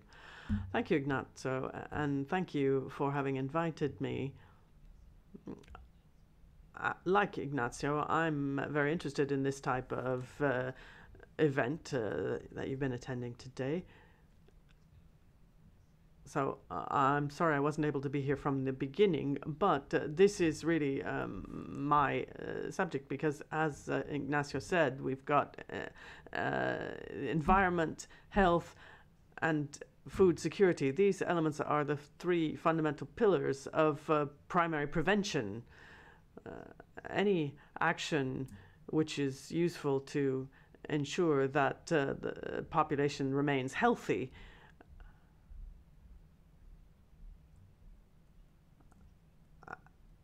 and that is legislated on, and this is why I'd like to thank Ignazio. But the principle, before I was an MEP, I worked in oncology. I am a doctor, so a person who works together arm in arm with the doctor in the oncology sector. I worked in radiation therapy, so both for diagnosis as well as nuclear medicine with the diagnosis as well as radiotherapy. I worked a lot with radiotherapy and I did a lot of research, so that's my field. I worked a long time at the European Institute of Oncology in Veronese, which is a leader in Europe, perhaps even in the world, as far as treating breast cancer tumors. I mean, there are very different kinds of tumors as well. And in Veronese, I was able to be a participant in so many of the developments that we've seen to improve the treatment of breast cancer. I just wanted to mention the fact that before Veronese, surgery was basically a radical mastectomy. The breast was basically just removed completely. You can understand what kind of psychological and sociological effect this has, because we've heard about how widespread this cancer is in women. Whereas after Veronese, surgery became much more of a conservative treatment, and a new world was born, which certainly had a beneficial effect on the quality of life of women who had breast cancer. So I was able to witness the major technological developments and also play a role in these developments, which led to real significant improvements compared to the past. If you want to think about therapies with radiation, which are now using extremely innovative instruments, which improve things compared to the past, just as new medicines.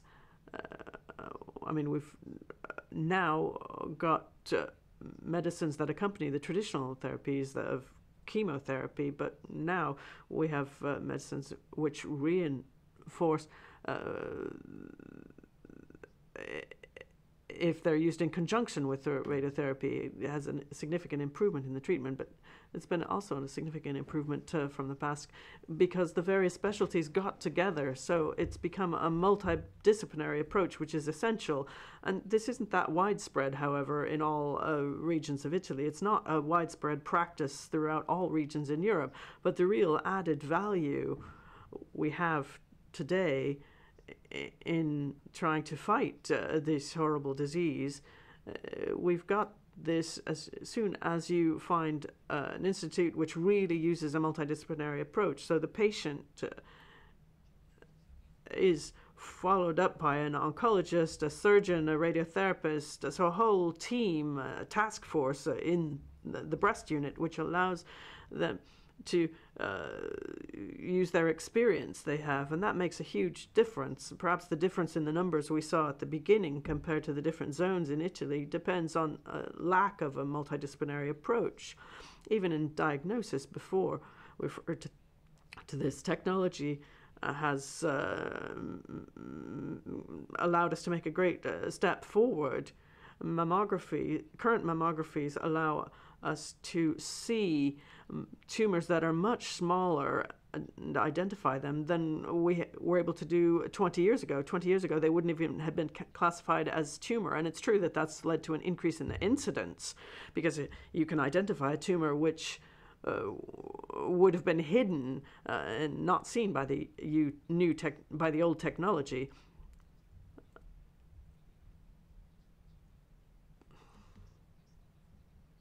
But this technological increase has increased the number of incidents, of course, but in fact it's reduced the false negatives. So it's better to know the truth and react in the correct manner than to not know it and then end up with a problem. So we welcome the screening with modern technology, and also we're pleased to have the efforts to promote new technology throughout the European Union without any differences and imbalances which might endanger certain populations and favor others. We've also seen an increase in the screenings, but this is a cultural aspect. Despite all of these technological innovations, I've been able to see and observe today cultural problems. Very often there's a bit of a hesitation in women to go and be checked. They don't want to create problems for the family, the children who might be faced with problems because of a diagnosis. Because of this, even if there is a preliminary signal that there might be something wrong, they hesitate still and hide the diagnosis. And when it's difficult to face, it's already too late. So it seems to be a less important factor, but often these cultural factors can make the difference especially in the mortality phase, so much of that is due to the cultural factors. Despite the innovations and the improvements and technological developments with significant results compared to the past, breast cancer remains the #1 cause of deaths attributed to cancer. 29% of the deaths between 0 and 90 years of age.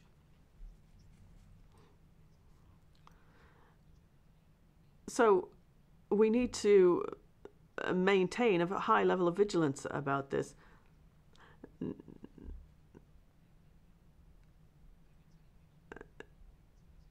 Now, I mean, we've been looking at the primary prevention, not the secondary prevention.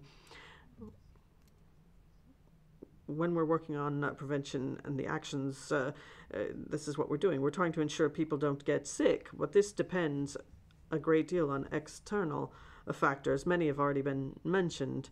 Certainly it's extremely important to look at people's lifestyles, but very often, and on this I don't really agree with something that's been said before, it's true that one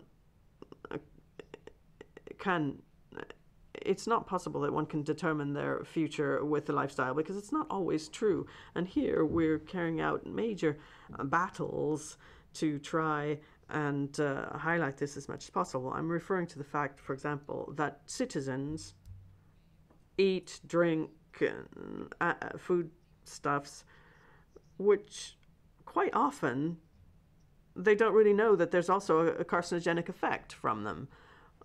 Or in many cases they might know this, but they don't, this isn't known well enough. I mean, if we talk about natural products compared to farming products, which aren't natural, but they've been treated by pesticides. Pesticides, for example, are substances which the international organization, the cancer research, say that almost the majority of them are carcinogenic, but the European agencies say that there is not enough scientific proof to declare them carcinogenic. So no one is able to say for sure that this substance is not carcinogenic. So if this is the case, if they apply the precautionary principle, they shouldn't be on the market. So if they can't be used for crops, they can be, we might have products that are imported from elsewhere which are treated with these pesticides, which are carcinogenic. So up to a certain point, people can be aware and self-determine their future, trying to eliminate as many risk factors as possible. But there are so many risk factors which citizens are not aware of, and that's where we have a huge political battle to fight about awareness and disseminating the information, and that's what we're doing.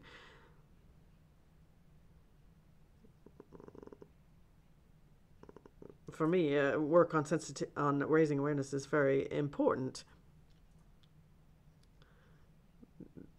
because it necessarily contrasts the cultural indifference which exists, or if you wish, it's expressed in various areas of Europe. But there is a certain indifference, in particular with respect to cancer in general, but in specifically to breast cancer.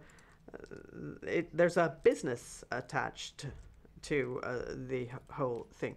So I think awareness-raising initiatives are extremely important and essential. For example, the Race for the Cure, I participated in one of the events in the large European cities, one of these events to try and raise awareness.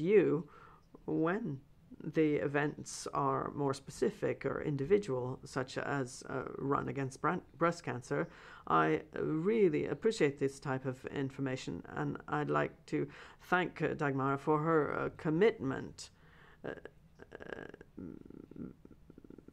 because this is something that comes in before all of the issues we've talked about. Thank you. Grazie mille. Thank you very much. We have 10 minutes left.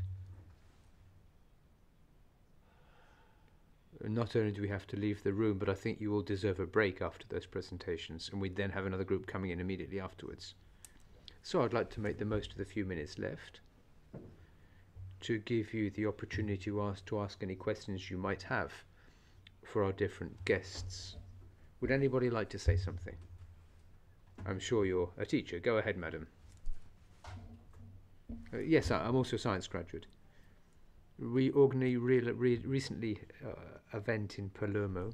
We brought together a whole group of science teachers as part of an awareness building program. And we talked a lot about lifestyle choices, food, and so on, but it's very difficult to follow recommendations when it comes to quality of food. Whatever type of food we suggest often brings with it a risk of cancer. Yes, I'm not sure if there's any. We need to. Sorry, the interpreters. We need at least one of these microphones off, please. The European system for risk assessment has to be made transparent. It also has to be independent, scientifically speaking. We have been able to observe that great political pressure has been brought to bear. Obviously, industry resists the need to do this. It wants to continue selling its traditional products on the market. It doesn't care about health issues. In particular, it's able to earn money both with the food which produces disease, but also afterwards treating the disease. So the fact is, in many cases, business can make money out of people who are sick, so they don't really have too many scruples about allowing people to become sick. Can I ask another question? My other question is about the future.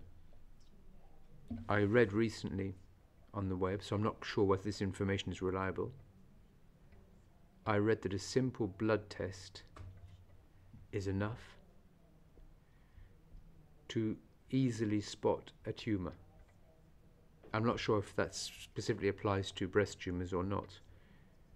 Is that an oversimplification? Can that be done in a very short time, or does it take a long time?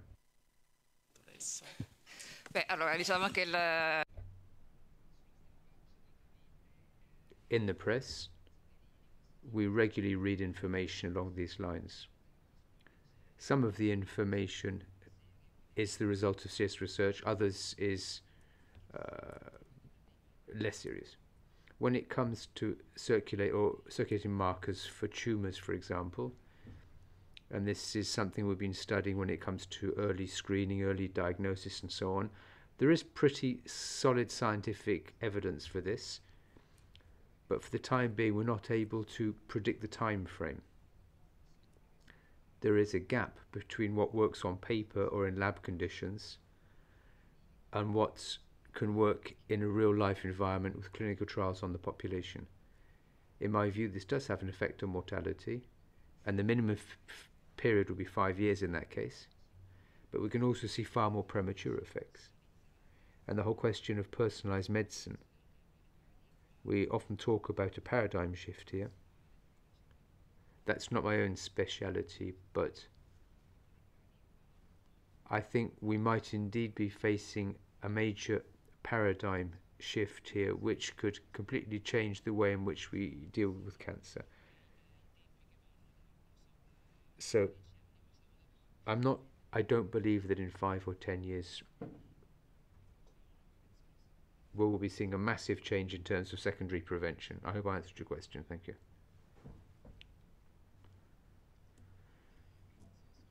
Thank you. I have a question. Why is it that most tumours, both male or female, would appear that they are linked to genetic causes, both prostate cancer and also breast cancer? Grazie, Gianni. I'm one of Giuliana's students.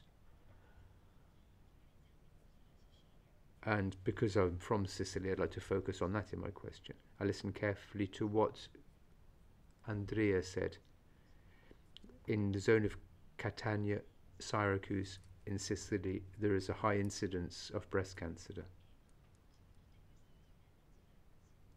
In that area, in particular Syracuse, Agosto, Priola, there are major petrochemical plants which of course health damage the population. And I'd like to know whether you think this will have had an impact on breast cancer rates for men and women in the region.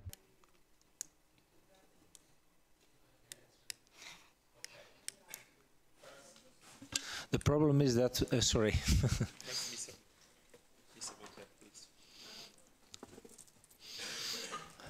The problem is that this sounds a small question, but this is with a very, very long answer. The problem is about cancer, that we have to be very honest on that. 50%. Would the speaker move away from the microphone, please? Could you move away from the microphone? It sounds very demotivating, and it sounds like, what the hell can I do about it? But there's a lot of bad luck. The second thing is, and it has been discussed this morning also, there are so many aspects that have an influence, but we cannot say this is the reason. There are some types of cancer that are much more easier. Lung cancer, I don't have to explain. 90% of lung cancer is directly connected with smoking.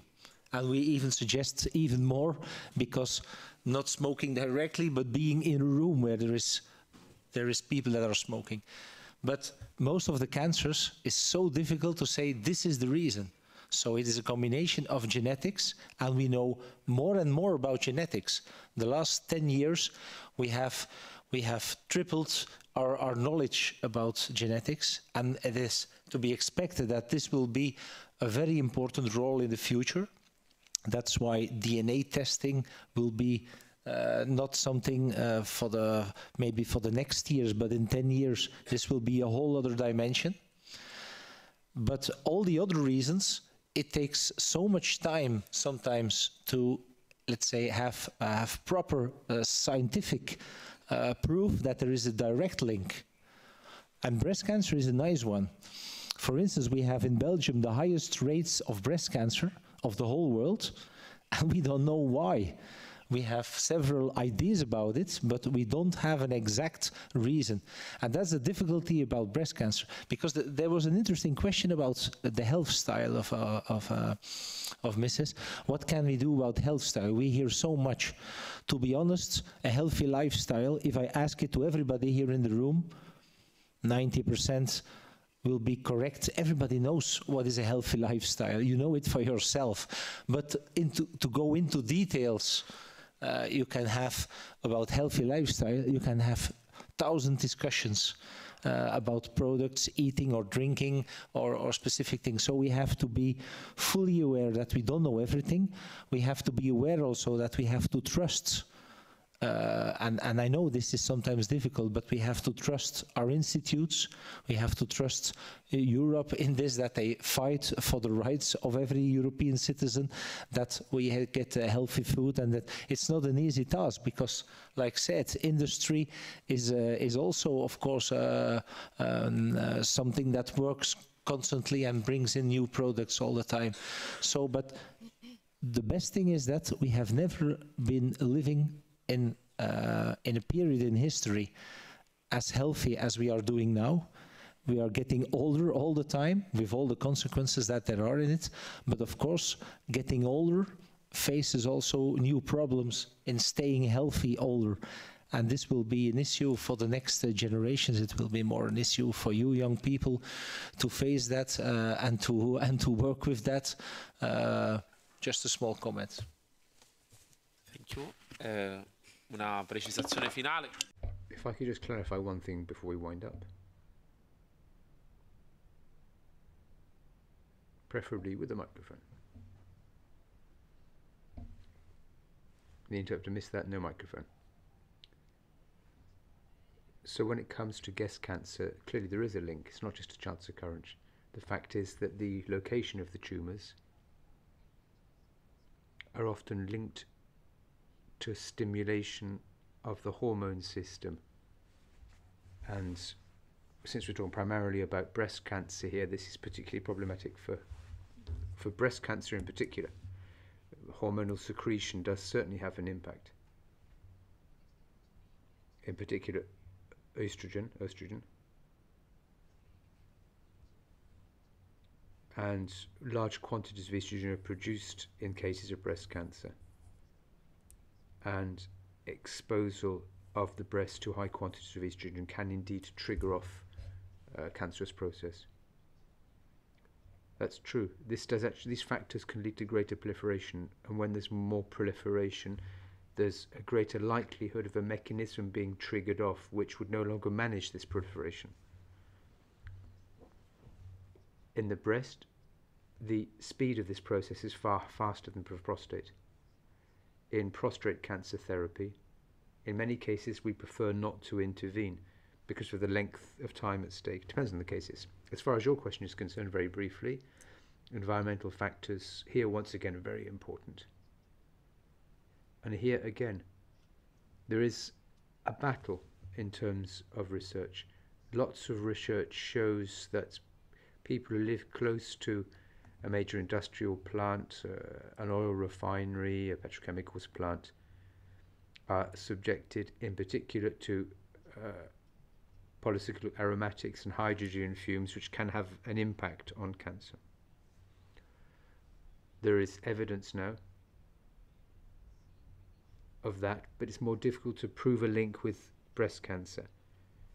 When studies come out, the industry immediately comes out with other scientific studies which try to prove the opposite. So this is very political in nature. There's clearly a political battle, but there's no doubt about it that environmental factors have a clear impact on the emergence of these tumours and cancer. Thank you very much. I'm sorry, we do have to wind up now.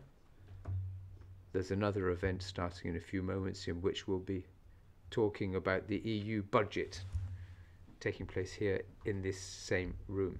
So for those of you who are interested in figures, money, budgets, all of which are of massive importance to research, since that ascertains what we can do in the different sectors, so that might be very interesting for you.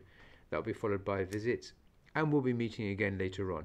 And I hope we'll get a chance to answer all your questions on the European institutions. I'd like to thank all our panelists